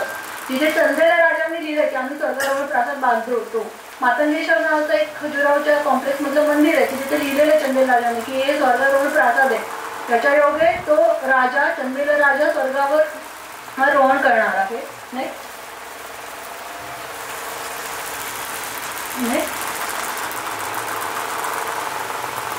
मी म्हटलं जातं की अष्टदिक्पाल आणि अशी रचना आहे. तर हे अत्यंत सुंदर आणि एकमेव द्वितीय असं पॅनल आपल्याला हरिश्चंद्रगडाच्या पायथ्याशी दिसतं. असं पॅनल तुम्ही महाराष्ट्रभर अजून तरी मला तरी सापडलेलं नाहीये. 9 अष्टदिक्पालांचं पॅनल दिसतं, पण हे 16 ज्याच्या दिक्पाल पण आहेत आणि इतर देव पण आहे असं पॅनल तुम्हाला पहिल्यांदा दिसतं. आणि सर्व दिशा ज्ञान असलेलं आणि प्रत्येक दिक्पाल वेगवेगळ्या बरोबर दिशेला असलेलं असं तुम्हाला हे पॅनल इथे दिसतं. नाही त्याच्यातले मी तुम्हाला जवळून दाखवते. छोटी आहे शिल्प पण अत्यंत सुंदर अशी शिल्प आहे. आणि हे सर्व दिशांचे स्वामी आहे. इथे तुम्हाला कुबेर दिसतो. अत्यंत रेअर डिपिक्शन आहे. तो बकरीवर दिसतो. इथे जनरली तो शवावर किंवा माणसावर दिसतो किंवा घोड्यावर दिसतो. इथे तुम्हाला ईशान हे परत शंकराचं रूप आहे ते तुम्हाला महिष किंवा बुलवर दिसतं. अगदी साध्या माणसाला दिसतं. आणि हे सगळे लोक असं करतात. हे असं काय आहे तर याला जयकार मुद्रा किंवा जुक्कार मुद्रा म्हणतात. ते जय जयकार करताय आपल्या देवाची. तर अशा प्रकारची तुम्हाला सगळे हे मुख्य देवाला नमस्कार करतात. अशा प्रकारची इथे त्यांनी योजना केलेली आहे. नाही इथे तुम्हाला इंद्र दिसतोय. जरा खराब झाला पण ऐरावतावर इथे दिसतोय. इथे तुम्हाला अग्नी दिसतोय. कशावर येतो अग्नी? कशावर असतो? मेंढी. आणि कुठल्या दिशेचा स्वामी येतो? अग्नेय. अग्नेय. तसंच इथे यम दिसतोय रेड्यावर. आणि प्रत्येकाच्या हातामध्ये सुद्धा त्यांची आयुधं पण बऱ्याच अंशी चांगली आहे. म्हणजे आता पाश इथे तुम्हाला दिसतोय फॉर एक्झाम्पल. निरुती ही एक वैदिक काळातली देवता आहे. ती वेदामध्ये स्त्री होती. पुराणिक काळात येताना तिचा पुरुष झाला. आणि ती मॅनिवलन किंवा उग्र असं स्वरूपाची किंवा चिडणारी अशी देवता आहे. तर ती तुम्हाला इथे दिसते, जी दक्षिण साऊथ वेस्टचा जो स्वामी आहे आणि तो शवावर अरूढ असतो. म्हणजे यमाचाच भाऊ असल्यासारखा हा देव आहे. वरुण आहे, ते मकरावर वरुण आहे. आणि इथे तुम्हाला वायू हा याच्यावर दिसतोय, हरणावर दिसतोय. खूप सुंदर अशी शिल्पांकन इथे केलेली आहेत. नाही. आणि इतरही देवता आहे. मी म्हटलं जसं की तुम्हाला इथे उंदरावर कोण आहे? गणपती. ब्रह्मा आहे हंसावर. कार्तिकी आहे. आणि हा नीट कळत नाही, बहुतेक नटराज शिव किंवा अपस्मार वर असेल किंवा मदन आहे. कार्तिकेय आहे इथे मोरावर. ही सगळी तुम्हाला तिथे शिल्प दिसतात. आणि हे अत्यंत अजून एक अप्रतिम सुंदर शिल्प आहे. 2-2.5 फुटाचं हे शिल्प आहे. हा खूप वेगळ्या प्रकारचा शेषशाही आहे. शेषशाही विष्णू आपण अनेक ठिकाणी बघतो, पण याच्यातल्या जे काही जे वेगळे पण आहे आयकोनोग्राफी किंवा मूर्तीशास्त्रीय, त्याच्यामुळे आपल्याला त्याचं ॲफिलिएशन किंवा कुठून हे इन्स्पायर झालं हे कळू शकतं. आणि आपल्याला त्या ॲफिलिएशनवरून कळतं की हे दक्षिणेतून इन्स्पायर झालेलं आहे. तुम्हाला आता दिसेल की विष्णूच्या हातात काय काय असतं? गदा असते. आता गदा म्हटल्यावर फिमेल वाटते ना, तिचं नाव कौमुदकी वगैरे असं येतं. पण इथे तुम्ही बघितलं तर इथे गदा पुरुष आहे. हा, आता ही जी आहे गदा कौमुदकी हे नाव आहेच विष्णूच्या गदेचं, पण त्याचबरोबर तोमर नावाचा पुरुष, गदा पुरुष पण आपल्याला साऊथ मध्ये दिसतो. जो ब्रॉन्झेस मध्ये दिसतो, चोला वगैरे, तर तो तुम्हाला इथे दिसतो. नंतर जो शंख आहे त्याला पांचजन्य असं नाव आहे. नंतर आपल्याला पद्म, कमळ आहे, जे लक्ष्मीमुळे श्रीवत्स म्हणजे विष्णूकडे आलेला आहे. नंतर आपल्याला इथे तो झोपलेला आहे शेषावर, पण तुम्हाला शेष सुद्धा दोन्ही स्वरूपात दिसतो, मनुष्य आणि नाग स्वरूपात दिसतो. हे खूप वेगळ्या प्रकारचं डिपिक्शन आहे, ज्याला आपण झू अँथ्रोपोमॉर्फिक किंवा थिरिओ अँथ्रोपोमॉर्फिक असं नाव म्हणतो. आणि तो त्याच्या बायकोबरोबर आहे, शेषाबरोबर त्याची बायको पण आहे तिथे. इकडे तुम्हाला लक्ष्मी मसाज करताना दिसते आहे. आणि मागे गरुड आहे. आणि वरती मग इतर देव आहे, तिथे मधुकैटभ पण आहेत. आता ही लक्ष्मी मसाज करते आहे, त्याच्यामुळे आपण शयनाचे अनेक प्रकार असतात विष्णूच्या. हे त्यामधलं भोग शयन आहे. हे योग शयन किंवा वीर शयन नाही आहे, तर हे भोग शयन आहे, कारण ती मसाज करते. नेक्स्ट हे पण एक याच्यासाठी दुसरी मूर्ती फक्त एलोरामध्ये आहे. मग परत आपल्याला काळाशी काहीतरी जोडायला हे खूप इंटरेस्टिंग होतं की तिथे पण तुम्हाला शेषाचं हे थिरिओ अँथ्रोपोमॉर्फिक फॉर्म दिसतो. नेक्स्ट दशावतार लेण्यातला आहे. आणि हा अत्यंत सुकुमार असा शंकर हा गर्भगृहाच्या मागच्या निशमध्ये आहे. दुर्दैवाने इतर निशच खराब झाले, तिथे आता कुठली मूर्ती नाही आढळत. पण याचंही स्वरूप अत्यंत छोटी 1.5 फुटाची फक्त मूर्ती आहे ही. पण खूप सुंदर असा नटराज शिव तुम्हाला भुजंग त्रास याच्यात, म्हणजे पायाखाली आल्यावर माणूस असा पाय उतरतो तशा भुजंग त्रास अशी त्या मुद्रेत तो नृत्य करतोय. अगदी त्याचे नागापासून त्याचा खटवांग म्हणजे स्केलेटन असलेला जो हे असतो त्याचा दांडूका त्याच्या हातात असतो, त्याला खटवांग म्हणतात. तर तो पण त्याच्या हातात दिसतो. हे सगळं आपल्याला परत 9व्या-10व्या शतकाकडे घेऊन जातो. आणि मी म्हटलं तसं की फ्युनररी मॉन्युमेंट हा शिक्का आपल्याला जास्तीत जास्त ठळक होत जातो. आणि त्याच्यावरून आपण अगदी 12च्या 12 नाही तरी नागेश्वर हे मंदिर कदाचित धनराजाने बांधलं आहे असं आपण कदाचित म्हणू शकतो. आणि अर्ली शिलाहार काळातले या ब्रॅकेटमध्ये हे मंदिर बांधणी आपल्याला झालेली दिसते. आणि मी म्हटलं जसं की अत्यंत स्ट्रॉंग साऊथ इंडियन इन्फ्लुएन्स आहे आयकोनोग्राफिक चॉईसेसचा किंवा मूर्तीशास्त्रीय चॉईसेसचा. पुढे आता आपण हरिश्चंद्रगडावर जाऊ. परत वरच्या कॉम्प्लेक्स बद्दल बोलू. आता इथे इंटरेस्टिंग म्हणजे अजूनही लोकांना कातळकोरी कलेपासून फारकत घेता आलेली नाहीये. सगळं बांधीव करायला पाहिजे असं लोकांना वाटत नाही. काही खोदून आणि काही बांधीव अशा स्वरूपाची रचना आम्हाला आपल्याला दिसते. आणि खरंच कातळकळा ही मूळतः आपल्या जमिनीतली आहे आपल्याला कळतं. दुसरा अजून एक त्याच्यात एक खूप महत्त्वाचा मुद्दा आहे. थोडा विषयांतर पण मी सांगते की माणसाने जेव्हा विटा रचून केलेली मूर्ती किंवा दगड कोरून साधारण केलेली मूर्ती ही मॅनमेड असते किंवा माणसाने तयार केलेली असते. पण ते जेव्हा तुम्ही दगडातून एखादं एकाश्म मोनोलिथिक काहीतरी कोरता किंवा असो मूर्ती असो तर ती नेचर मेड किंवा गॉड मेड होते. तर जास्त सेक्रेडनेस किंवा पावित्र्य हे कुठल्या मूर्तीत असतं तर जी गॉडमेड आहे. त्याच्यामुळे आपल्याकडे तुम्हाला अनेक ठिकाणी मंदिरांपेक्षा लेणीमध्ये सुरुवातीला मूर्ती कोरण्याकडे भर दिलेला दिसतो. आणि तिथे तुम्हाला देव जास्त स्थायी स्वरूपात आहे किंवा शाश्वत स्वरूपात आहे अशी कल्पना तुम्हाला दिसते. आपण आता बघूया हा जो परिसर आहे याच्यामध्ये हे परत आपल्याला ईस्ट फेसिंग असं मंदिर दिसतं. आणि इकडून उत्तरेकडून आपण म्हणजे केदारेश्वरकडून बघितलं असं दिसतं. आणि मंदिरामध्ये तुम्ही बघाल तर नुसतं मंदिर नसून त्याच्या आजूबाजूला अनेक खोल्यांची रचना केलेली दिसते. ओके, आता तुम्ही मला सांगा, आता इतके जण तुम्ही गेलात, कुठून खरा एंट्रन्स आहे सांगा बरं मला. कुठला खरा एंट्रन्स आहे? नक्की येस, नंदी आहे तिथला खरा एंट्रन्स आहे. पण तुम्ही लक्षात घेतलं का की अनेक आपण मंदिरं बघतो, इथलं मंदिर का वेगळं आहे? प्रवेशद्वारांच्या वाईस आपण कसं करतो, आधी सभामंडप, मग अंतराळ, मग गर्भगृह अशी रचना असते, बाजूनी प्रदक्षिणा मार्ग असं आपल्या डोक्यात असतो. हरिश्चंद्रगडचं मंदिर काय वेगळं? आरपार आहे ना मंदिर, इकडून पण तिकडून पण, सभामंडप तर दिसतच नाही. तिथे असं चारी बाजूला फक्त दोन दोन खांब, म्हणजे कदाचित तिथे मंडप होते, अर्ध मंडप होते असं आपण म्हणू. दोन बाजू बंद आहे, दोन बाजू मोकळ्या आहे.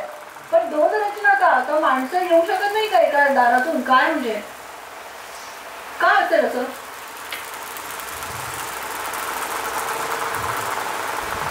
आपल्याकडे ज्या मागच्या खोल्या दिसत आहेत ना त्या अशा कुठल्याही वाटचालीसाठी नाही आहेत. ती सराई नाही आहे किंवा धर्मशाळा नाही आहे. तिथे विशिष्ट संप्रदायाची, सिद्ध म्हटलं ना आपण, सिद्धगण इथे राहत आहे, सिद्ध क्षेत्र आहे, सिद्धपीठ आहे.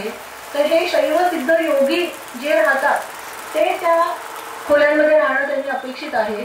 त्यांचीच काहींची तिथे ज्याला आपण स्मारक मंदिरं म्हणतो तशी मंदिरं तिथे आहेत. आणि ही मंदिरं अत्यंत कठोर अशी उपासना करणारी, जास्त सोळासारख्या गोष्टी पाळणारी आणि ब्रह्मचर्य पाळणारी अशा स्वरूपाची मंडळी असतात. आणि त्यांना सामान्य ज्याला लेटी म्हणतो किंवा मासेस म्हणतो, सांसारिक लोकांचा स्पर्श आणि दर्शन नको आहे अशा लोकांपासून लांब राहायचं म्हणून तुम्हाला दोन वेगळ्या एंट्री दिसतात. आणि मुळतः तुम्हाला लक्षात येतं की अशा प्रकारची मंदिरं फक्त आपल्या पश्चिम घाटात जास्त आहेत. असं अजून एक मंदिर आहे, हे दोन मंदिर आहेत. तुम्ही सांगू शकाल का मला?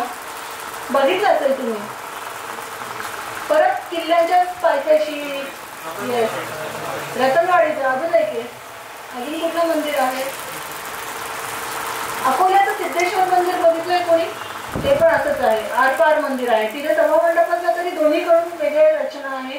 त्याच्या खांबावर तर साधकं सुद्धा कोरलेली आहेत. तर अशा प्रकारची रचना ही अजून तरी भारतात कुठेच दिसलेली नाही. आपल्या 3-4 मंदिरांमध्ये दिसते. ही अगदी जवळच्या नाथ संप्रदायाचं लक्षण आपल्याला इथे दिसतं.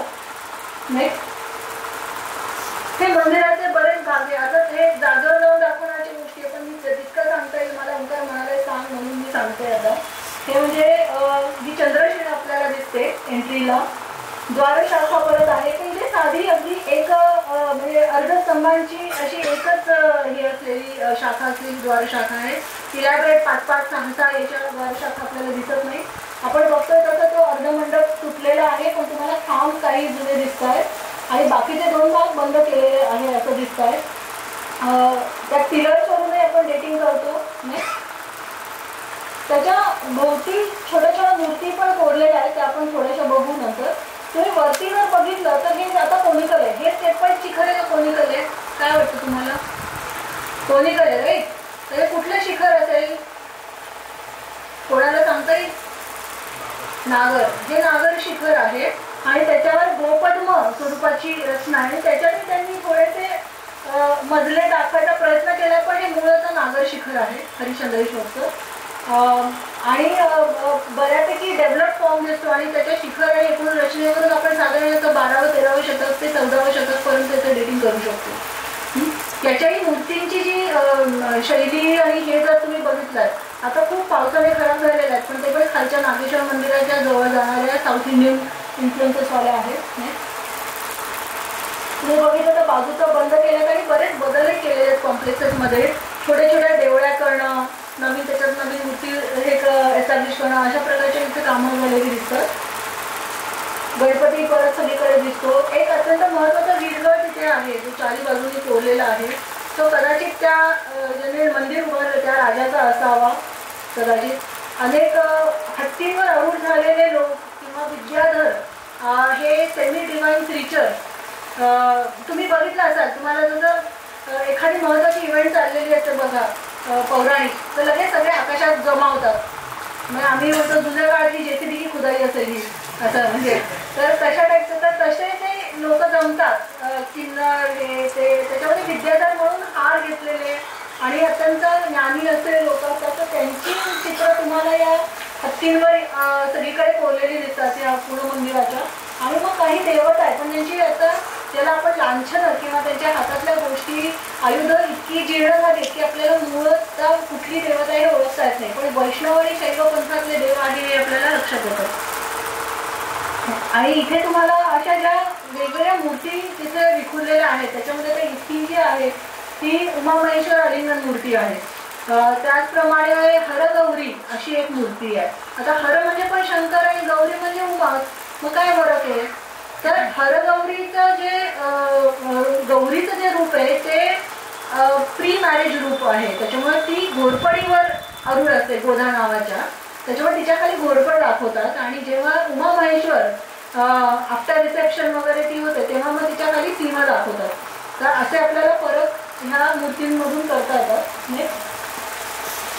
आता आपण येऊ संत मंडळींकडे. तर एक खूप महत्त्वाचा योगी आपल्याला हरिश्चंद्र पर्वताशी जोडलेला दिसतो, तो म्हणजे चांगवटेश्वर. आता चांगवटेश्वरची मूळ कथा कोणाला माहिती आहे का? आपल्याला माहिती असलेली सगळ्यात प्रचलित पॉप्युलर कुठली आहे? चांगदेव काय केलं, काय काय करतो तो चांगदेव महाराजांचं? वाघावरून आले. 14,000 शिष्य घेऊन कोणाला भेटायला आले? येस, ज्ञानेश्वरांना. आणि मग ज्ञानेश्वरांनी भिंत चालवली. तर ती कथा सगळ्यांना माहिती आहे. म्हणजे पुढे जरी गर्वारोहण केलेलं आहे. आणि चांगवटेश्वरांनी पत्र पण लिहिलं होतं ज्ञानेश्वराला, ते कोरं होतं. मग त्याच्यावर ज्ञानेश्वरांनी पण त्याचा टोला मारला आणि मग त्यांना चांगदेव 65 नावाचा मोठा ग्रंथ लिहून हे केला. तर ते चांगदेव हे मोठे योगी आणि सिद्ध होते. ते मूळचे चांगदेव नावाचं उत्तर महाराष्ट्रातलं गाव आहे, तिथले होते. पण नंतर ते शिष्यांबरोबर इथे येऊन राहिलेले आहेत असं आपल्याला लक्षात येतं. आणि तत्वसार नावाचा एक अत्यंत महत्त्वाचा फिलॉसॉफी आणि तंत्र याच्यातला ग्रंथ त्यांनी इथे रचलेला आहे. त्याची सुरुवातच ते करताना ते हरिश्चंद्राचं नाव घेत आहे. हरिश्चंद्र नाम पर्वतू, त्याचे महादेव भक्तू. तिथे ते तुम्हाला सिद्धगड आहेत हे सांगतायत. हरिश्चंद्र देवतांबरोबर मंगळगंगा सरिता इथे उगवतात ते सांगतायत. तीर्थ, सर्व तीर्थ किंवा सप्ततीर्थ हे नाव तुम्हाला इथे लक्षात येत आहे. आणि त्याचबरोबर त्यांनी खाली केदारेश्वरचा पण उल्लेख केलेला आहे. तर याच्यातून खूपच मोठा काळ हा माणूस इथे राहिलेला असावा असं आपल्याला कळतं. तो हरिश्चंद्र ह्या देवतेचा म्हणजे ॲटलिस्ट आपलं हे जे मंदिर आहे ते मिनिमम 12व्या शतकापर्यंत मागे जाऊ शकतं असं आपल्याला लक्षात येतं. केदार तीर्थ वगैरे. आणि गुरु परंपरा खूप आहेत. आता गुरु परंपरा कुठे आणि कशी मेन्शन आहे चांगवटेश्वराची ते आपण बघूया. म्हणजे आणि ते अजूनही जागेवर आहे. तर तुम्हाला कधी जाता आलं तर नक्की बघा.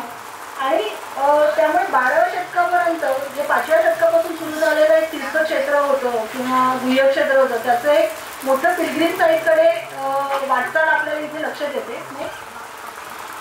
नुसतं चांगवटेश्वरांचं नाव आहे असं पण नाही, अनेक तिथे शिलालेख तुम्हाला दिसतात. अत्यंत जीर्ण अवस्थेत त्यांनी म्हटलं ना की कोणत्यांनी याचं थोडंफार वाचन करायचा प्रयत्न केला आहे, त्याच्यामध्ये तुम्हाला हे सगळे शिलालेख मिळतात.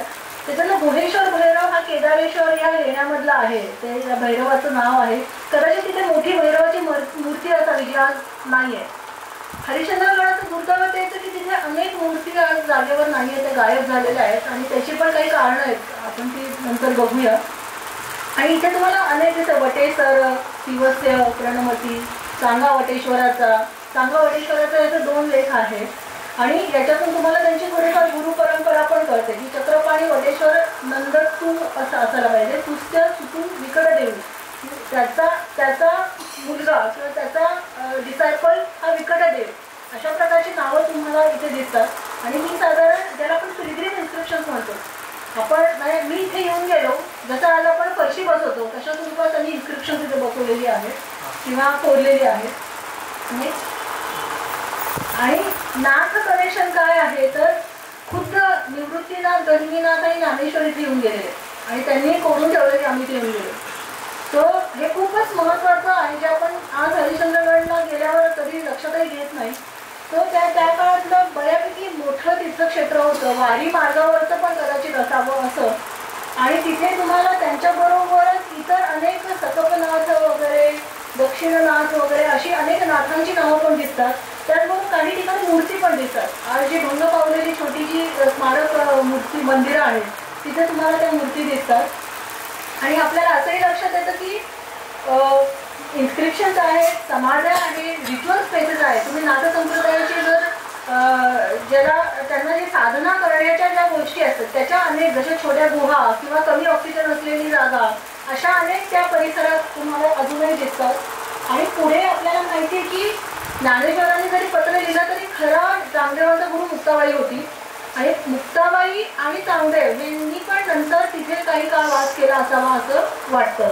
नेक्स्ट, त्याच्यातच हे सर्व तीर्थ आपल्याला इथे दिसतं. आणि याच्यात परत दुर्दैव असं की ढेऱ्यांनी नोंदून ठेवलं की तिथे 14 विष्णूच्या मूर्ती होत्या. आणि नंतर असं लक्षात येतं की अहमदनगरच्या तत्कालीन कलेक्टरनी ह्या उचलून नेल्या, म्युझियममध्ये ठेवायला. आज त्याचा कुठलाही ठाव ठिकाणा नाहीये. हे सगळ्यात वाईट आहे. आज खरं तर आपल्यातले अनेक लोक अत्यंत चांगल्या भावनेने कधी काय म्हणतात किल्ले जीर्णोद्धार असेल हे असेल याच्यासाठी तुम्ही मूर्ती हलवतात, पण 1 इंच जरी तुम्ही मूर्ती हलवली की तुम्ही त्याला आपण ऐतिहासिक कॉन्टेक्स्ट म्हणतो किंवा हिस्टॉरिकल कॉन्टेक्स्ट आहे तो घालवतात. कुठली गोष्ट हलवताना ती आधी नक्की कुठे होती याचा ट्रेस पब्लिकली जर नाही ठेवता आला तर ती मूर्ती हलवू नये. तिथे झिजली तरी चालेल. वीरगळ असो किंवा मूर्ती असो किंवा काही महत्वाचे असे अवशेष असो ते जागेवर म्हणजे जागेवरच असायला हवे. Deny neglect is the best conservation. त्याच्यामुळे हे नक्की लक्षात घ्या की बऱ्याचदा सगळं एकत्र करून ठेवायची एक आपल्याकडे उत्साह खूप असतो, शेअर करू, हे करू, ते करू, बोर्ड लावू वगैरे वगैरे. पण मुद्दा असा आहे की कशासाठी जमवायचंय. शेवटी तो जर त्याचा अर्थबोध झाला नाही त्या दगडाचा तर तो दगडच राहतो, तो ऐतिहासिक अवशेष उरत नाही. त्याच्यामुळे त्याची जागा आहे त्याचं सगळ्यात पहिलं लक्षण आहे ऐतिहासिक असण्याचं. त्यामुळे ते न हलवता तुम्ही जे काही करू शकाल आणि जास्तीत जास्त नॉन इंटरेस्टिंग पद्धतीने करू शकाल ते फार गरजेचं इथे. आणि ह्या मूर्ती नाही आहेत, त्याच्यातल्या काही मूर्ती त्या मंदिराच्या मागच्या गुहांमध्ये काही काळ होत्या पण त्या आज कुठल्याही शिल्लक नाही. म्हणजे आता फॉर एक्झाम्पल हे लिहिलं की अत्यंत देखणी एवढी मोठी ढेरेने लिहिले की नृत्याची मूर्ती होती ती गायब आहे. आज आपण चंद्रिकेचं हे शक्तीपीठ म्हणतो, त्या एकाही महिषासूर मर्दिनी किंवा कुठल्या देवीची मूर्ती नाहीये किंवा चामुंडेची मूर्ती इथे असायला पाहिजे ती इथे नाहीये. ह्या सर्व मूर्ती गेल्या कुठे, तर हा खूप मोठा आपला लॉस आहे. आज आता आपल्याला हे सगळं समजून घ्यायला खूप जास्त फायदा झाला असता. आणि परत तीर्थ हे खूप महत्वाचं आहे. म्हणजे जरी आज मंदिर मोठं दिसलं, लेणी आहे, हे सगळं झालं तरी ते तिथे येण्याचं कारण तीर्थ आहे हे लक्षात घ्या. कारण मी परत म्हटलं की दिस इज गॉड मेड अगेन. पाणी, स्वच्छ पाणी आणि शंकराचा तिथे अधिवास असणं डोंगरावर, हे नॅचरल किंवा पौराणिक characters are actually giving it the sacred character. आणि म्हणून ते तीर्थक्षेत्र आपल्याला होताना दिसतं.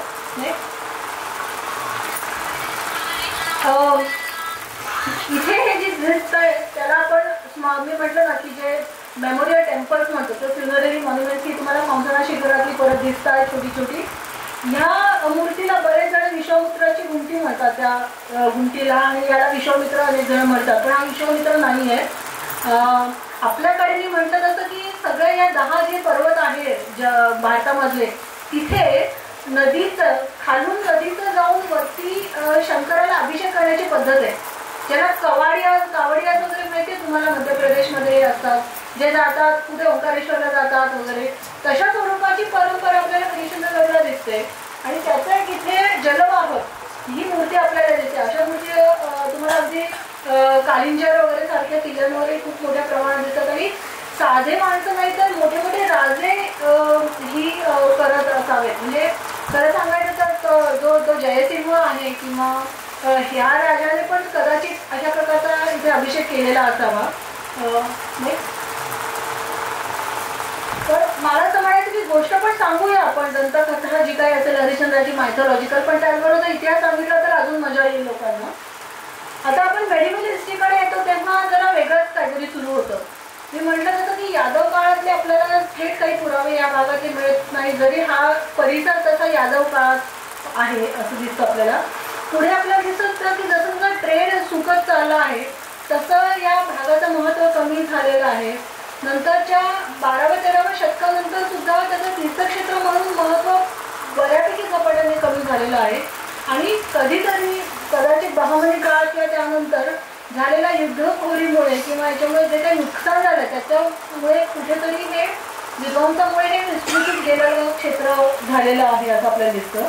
त्याच्यामुळे त्याचे आपल्याला फारसे काही अवशेषही मिळत नाही. त्याच्यातल्या घाटवाटांचा काही उल्लेख मिळत नाही.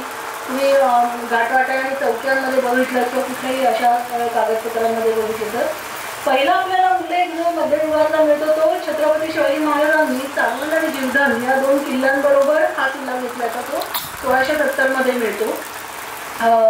परत हा मुघलांकडे गेला होता, कारण शेवटी हा सीमेवरचा किल्ला आहे. तुम्हाला लक्षात येईल की हा काही अगदी स्वराज्यातला आतला किल्ला नाही आहे आणि त्या मानाने सेकंडरी आहे. त्या मानाने जीवधन आणि चालून जास्त महत्त्वाचे किल्ले होते त्या काळातले. अजून एक जर मला सांगायचं की तुम्ही जर बघितलं की गोरखगड, मच्छिंद्रगड, चावंड जो चावुंड किंवा चामुंडामुळे नाव येतं, आणि हरिश्चंद्र हे परत एका तंत्र आणि सिद्ध क्षेत्र आणि शैव क्षेत्रांशी निगडीत असे नावं तुम्हाला परत देतात.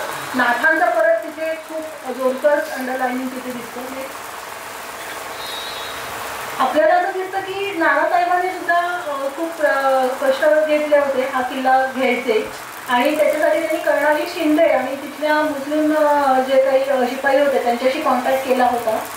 त्याप्रमाणे साधारण 1747ला आपल्याकडे तो किल्ला आला सुद्धा होता. आणि त्याच्यामध्ये कर्णाली शिंदेचा खूप मोठा रोल होता आणि त्याच्यामुळे त्यांना 20 गावाची जहागीर वगैरे दिलेली आपल्याला दिसते. पुढे त्यांना बऱ्यापैकी मोठा परिसर त्यांनी सांभाळायला दिलेला दिसतो, ज्याच्यामध्ये माहुली किल्ल्याचा पण समावेश आहे. आणि त्यांनी 1755ची ती नोंद आपल्याला एक दिसते. नेक्स्ट पुढे मात्र माधवरावांच्या काळात जरा गोंधळ झाले. आपल्याला असं दिसतं की तिकडे कोळी लोकांचं म्हणजे मग कदाचित ते महादेव कोळी असतील आणि मराठा शिपायांचं काही पटेनाचं झालं आणि अनेक ठिकाणी आपल्याला असं दिसतं की कोळ्यांनी उठाव केलेले आहेत त्या भागातले, आणि हे सगळे रेव्हेन्यू किंवा महसूल कलेक्शनवरून झालेले दिसतात. आणि त्याच्यामध्ये परत धामधूम झालेली दिसते. असं कोळ्यांचे उठावाचा खूप मोठा इतिहास आपल्याला पश्चिम घाटात दिसतोय, उत्तर पश्चिम घाटामध्ये आपल्याला दिसतो. परत एकदा मुघलांकडे जाऊन परत हा किल्ला आपल्याला संताजी सावंत यांच्याकडे 1775 कडे आलेला दिसतो. किल्लेदाराला कागदपत्रांमध्ये हवालदार हे नाव येतं जे आपल्याला इथे दिसतं. एक खूप इंटरेस्टिंग फॅमिलीचं नाव मला लक्षात आलं, म्हणजे आपण यांचा काही संबंध आहे का बघूया. ते म्हणजे हरिश्चंद्र गडकर, अत्यंत भलं मोठं असं नाव आहे. यांचा काय संबंध आहे असं मी बघायला गेले तर मला लक्षात आलं की एक दंतकथा किंवा अॅनिक्डोट एक लक्षात आला की विष्णुपंत जोशी हे मूळचे साखरपेठचे होते रत्नागिरीचे, आणि ते बहिणीकडे नाशिकला त्र्यंबकेश्वर क्षेत्री शिकायला गेले होते. आणि शेवटी पोटापाण्यासाठी काय उद्योग करता येईल याचा शोध घेताना त्यांना लक्षात आलं की हरिश्चंद्रगडचा किल्लेदार गेला आहे आणि पेशव्यांनी अशी हे ठेवलं होतं, पुरस्कार ठेवला होता की जो कोणी हरिश्चंद्रगड चढून जाईल अत्यंत कठीण वाटेने त्याला याची किल्लेदारी देण्यात येईल. आणि त्याप्रमाणे विष्णुपंतांनी अगदी लिलया ते चढून ते गेले आणि त्याच्यावरून त्यांना किल्लेदार ही पदवी मिळालेली आपल्याला दिसते, जी त्यांच्याकडे मराठ्यांकडे जोपर्यंत किल्ला होता तोपर्यंत त्यांच्याकडेच आहे असं दिसतं. नेक्स्ट त्यांचा एक जुन्नरला पण वाडा होता असं आम्ही ऐकलं, पण त्याचा आता अवशेष काही सापडत नाही. पुढे आपल्याला दिसतं की परत एकदा कोळ्यांनी 1813 मध्ये अगदी म्हणजे पेशव्याच्या उतराईला आलेला असताना परत उठाव केलेला असतो, होता जो पेशव्यांनी दाबला तेव्हा. आणि पुढे कॅप्टन साईक्सच्या अंडर तुम्हाला हरिश्चंद्रगड 1818ला पेशवाई संपताना पडलेला दिसतो. आणि सगळ्यांना कर्नल कॅप्टन साईक्स हे इंद्रवज्र म्हटल्यावर लगेच लक्षात येईल की त्याच माणसाने ते पहिल्यांदा तिथे बघितलं आणि नोंद करून ठेवली. एक इंटरेस्टिंग फिनॉमिना आहे आणि खूप विलक्षण अशी ती नोंद आहे आणि ते बघायला आजही माणसं तिथे जात असतात नेहमी. तर या कॅप्टन साईक्सनी हे करताना मात्र तिथे खूप मोठ्या प्रमाणात पडझड केलेली दिसते. त्यांनी तोफा लावून राजगडचा रस्ता जुन्नर दरवाजा पूर्ण पाडलेला आहे असं आपल्याला दिसतं. आणि तिथे हरिश्चंद्रगडकर जोशी जे होते त्यांचा मृत्यू होऊन त्यांची बायको पण तिथे आपल्याला सती गेलेली दिसते. आणि पुढे आपल्याला असं दिसतं की 1857च्या लढ्यातही काही नाईक मंडळी भिल्ल मंडळींनी तिथे आश्रय घेतलेला आहे, जरी तिथल्या पायऱ्या आणि हे सगळं पाडलं असेल. आणि तिथूनही ब्रिटिशांचा हे त्यांच्याशी संघर्ष करायचा प्रयत्न केलेला आहे. आणि आता आपल्याला असं दिसतं की ब्रिटिशांनी शेवटच्या काळात त्याला हिल स्टेशन बनवण्याचा प्रयत्न केला, जसं प्रबळगड असो किंवा माथेरान असो तसं याचाही सर्वे झालेला आहे, पण चढायला कठीण म्हणून शेवटी त्यांनी तो नाद सोडलेला आपल्याला दिसतो. पुढे आजच्या काळात जर बघायला गेलं तर आज तिथे कळसुबाई हरिश्चंद्रगड या नॅशनल प्रोटेक्टेड वाईल्ड लाईफ सेंच्युरीचा हा भाग आहे, त्यामध्ये पूर्ण जंगल प्रोटेक्टेड आहे. आणि पश्चिम घाटाच्या उत्तरेच्या टोकातलं खूप महत्त्वाचं असं जंगल ते आज आहे. आणि या केंद्रशासित प्रदेश जरी केंद्रशासित संरक्षक पुरातत्व वास्तू म्हणून आपण सगळ्या या किल्ले आणि मंदिरांकडे पण बघायला पाहिजे. तर आज आपण आता हे जे मोठं लेक्चर मी दिलं तर त्याच्यात काय काय चित्रंदरं बघितली तर काय काय घडून गेलं या हरिश्चंद्रगडाच्या आयुष्यात. म्हणजे एक सेक्रेड माउंटन मुळातला त्याचा ट्रेड रूट म्हणून त्याचा वापर केला गेला आहे. कदाचित फोर्ट कॅपिटलही होतं आपल्याला हरिश्चंद्राचं असं वाटतं. पुढे त्याचं तंत्रपीठ झालेलं आहे. आमच्याकडे पुरातत्वात एक असं हे आहे की बऱ्याचदा एखाद्या ठिकाणी जे ट्रेड रूट आहे किंवा व्यापारी केंद्र आहे आणि ते लयास जात असेल तर तिथल्या भागात व्यापार उद्यमाला काहीतरी प्रोत्साहन मिळावं म्हणून बऱ्याचदा तिथे तीर्थक्षेत्राची संकल्पना इंट्रोड्यूस केलेली दिसते. मग त्याचं महात्म्य लिहिणं असेल किंवा त्याला काहीतरी वेगळ्या प्रकारचं महत्त्व देणं असेल. आता आपण तुम्ही बघता की प्रति शिर्डी, प्रति कोल्हापूर, काय प्रति बालाजी अशा आपण अनेक ठिकाणी प्रति तिरुपती असं केतकावळेला वगैरे जी हे केले आहे. हे का आहे? फ्रँचायझी आहे का देवाची? तर नाही, बेसिकली का आहे की फ्रँचायझीच आहे का अर्थाने, पण ती पवित्र हे जे काही अंश असेल मूळ देवतेचा तो इथे आणणे. आणि मग त्याच्यासाठी अशा काहीतरी कथा रचणे की एखादा उपासक होता, तो म्हातारा झाला, त्याला देवीचं दर्शनाला जाता आलं नाही, मग तो मूर्ती घेऊन आला, मग मध्ये तो थांबला, तो म्हणाला मागे बघायचं नाही, देवी म्हणाली मागे बघायचं नाही, मग ती तिथे थांबली. अशा प्रकारचे एक्सप्लेनेटिव्ह मिथ्स आपल्याकडे तयार होतात.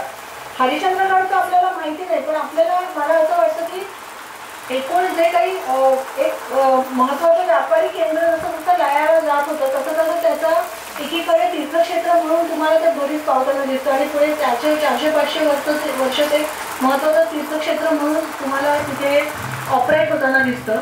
आणि जे साधारण 14व्या-15व्या शतकानंतर आपल्याला नाहीचं झालेलं दिसतं असं आपल्याला दिसतं. पुढे मग आपल्याला ते मिलिटरी आउटपोस्ट म्हणूनच राहिलेलं दिसतं. अजूनही आपल्याला खरं बघायला गेलं तर हरिश्चंद्रगडचा पूर्ण वरचा परिसर नीट शोधून अनेक गोष्टी सापडू शकतात. मला जसं जमेल तसं मी जाऊन ते करायचा प्रयत्न करणारच आहे. तुम्हालाही काही सापडलं तर तुम्ही नक्की शेअर करा आणि आपण बघूया. खरं सांगायचं तर म्हणजे एक विसरूनच गेलेला हा सगळा कालक्रम आहे जो हरिश्चंद्रगडाशी जोडलेला आहे आणि आज त्याचा आपण सँच्युरी टुरिस्ट प्लेस म्हणून बघतो. पुढे काय करायचं ते पण आपल्याच हातात आहे. तर त्या दृष्टीने मला असं वाटतं सजग नागरिक म्हणून आणि चांगले ट्रेकर्स म्हणून तुम्ही नक्कीच जास्त रिस्पॉन्सिबिलिटी आणि डोळसपणे हरिश्चंद्रगड बघाल आता पुढे जेव्हा जाल तेव्हा. धन्यवाद. तुम्हाला काही प्रश्न असेल तर नक्की मला विचारा.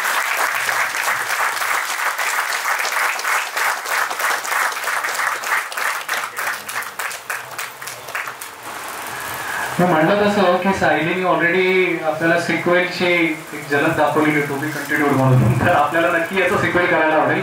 माझी फक्त रिक्वेस्ट आहे की शेवटचा 5-10 मिनिटं कार्यक्रम राहिला तर कोणी सोडून जाऊ नका, नाही तर ग्रुप फोटो जरा मोकळा वाटेल आम्हाला. बरोबर आहे, तर कवर फोटो नाही छान दिसतो जरा भरले. आणि आफ्टर कोविड हा असा एवढा भरलेला माहोल हा मी म्हणेन actually it is a due credit of विषय आणि सायली. आमचा मला वाटते 4था-5वा भटकंती कट्टा आहे आफ्टर कोविड, पण 4 भटकंती कट्ट्यांचं मिळून ट्रॅफिकच इथं जमा झालेलं आहे आणि आज हे आपल्या विषयाचं यश आहे. तर मी आधी सुरुवात करतो की या विषयाचं वेळ इतकं आहे कुठून कुठून लोक आले आहेत बघा. पाचणीवरनं मी इन्व्हाइट करतो आपल्या सगळ्यांचा लाडका भास्कर बाबर आणि त्याचा जवळजवळ पाचणीमधनं अजून कोणाला तुम्ही शेजवरला तो नारायण शंकर ये ज्ञानेश्वर ये सुरेश ये आले ना. म्हणजे आपल्या जन्मस्थळाबद्दल जाणून घ्यायची किती एखाद्याला आवड असू शकते आणि एवढ्या लांब ट्रॅव्हल करून हे सगळेजण आले. सहर्ष स्वागत मित्रांनो तुमचं. आणि डॉक्टर काही सांगायला आवडेल तुला 2 मिनिटात?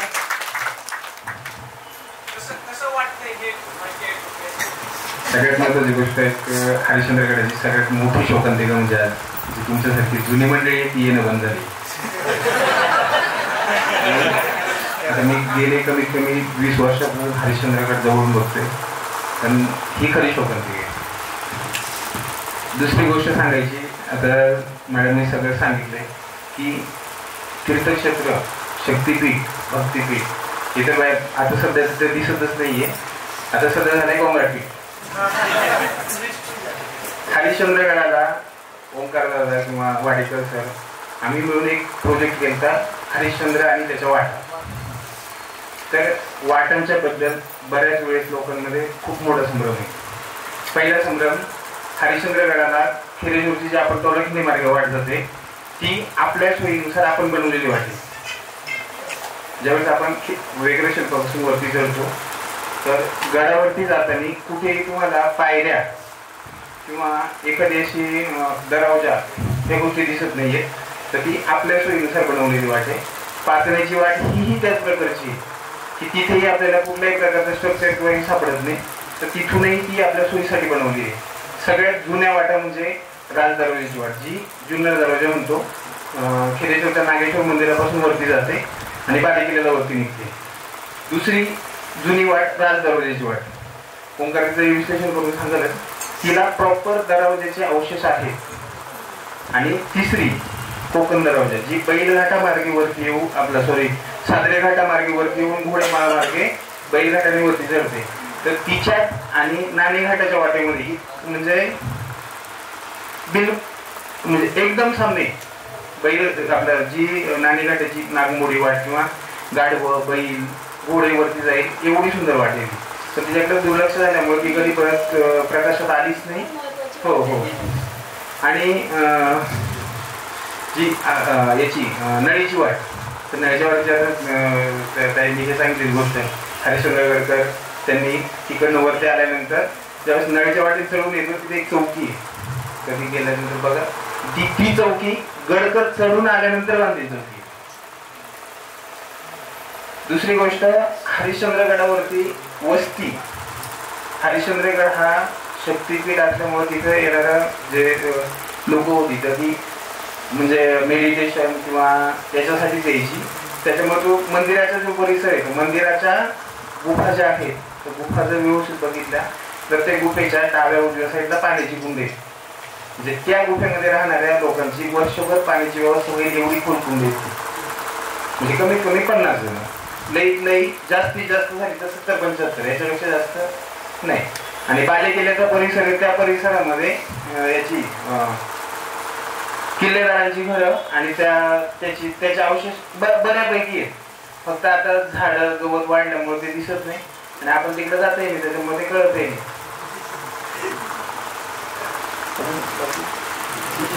बाकी कोणाला काय विचार सांगा, मला जेवढं माहिती सांगेल. या सगळ्या मित्रांचे मनपूर्वक आभार. ऍक्च्युली सायली तुझ्यासाठी यांचं जे राजा हरिश्चंद्र युवा प्रतिष्ठान पाचनईला, तर त्यांनी तुझ्यासाठी एक स्पेशल गिफ्ट आणलंय, ते आम्ही तुला देतो.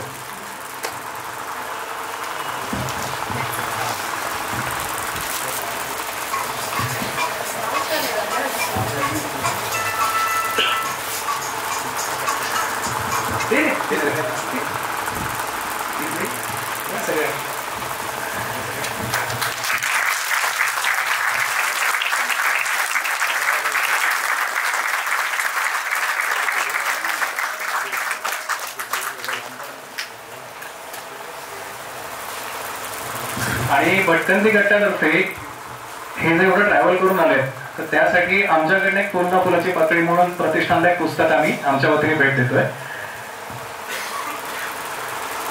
तर सायली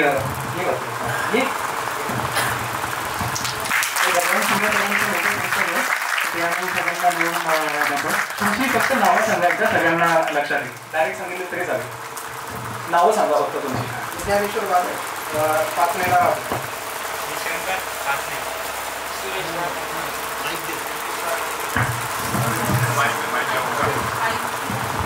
निकुल कुठे अभिक्षणला पाचण्याच्या जवळ चेतन पोळे पुतळा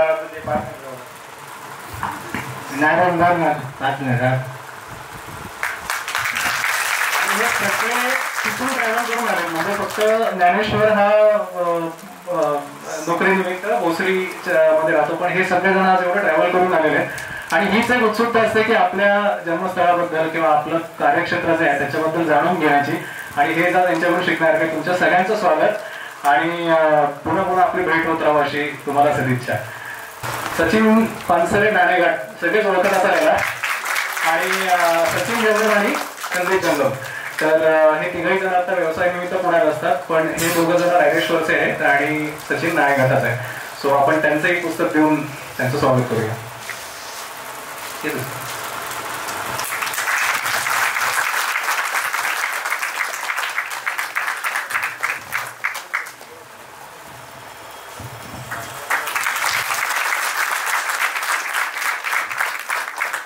तर सायलीचा आपण सत्कार करूया.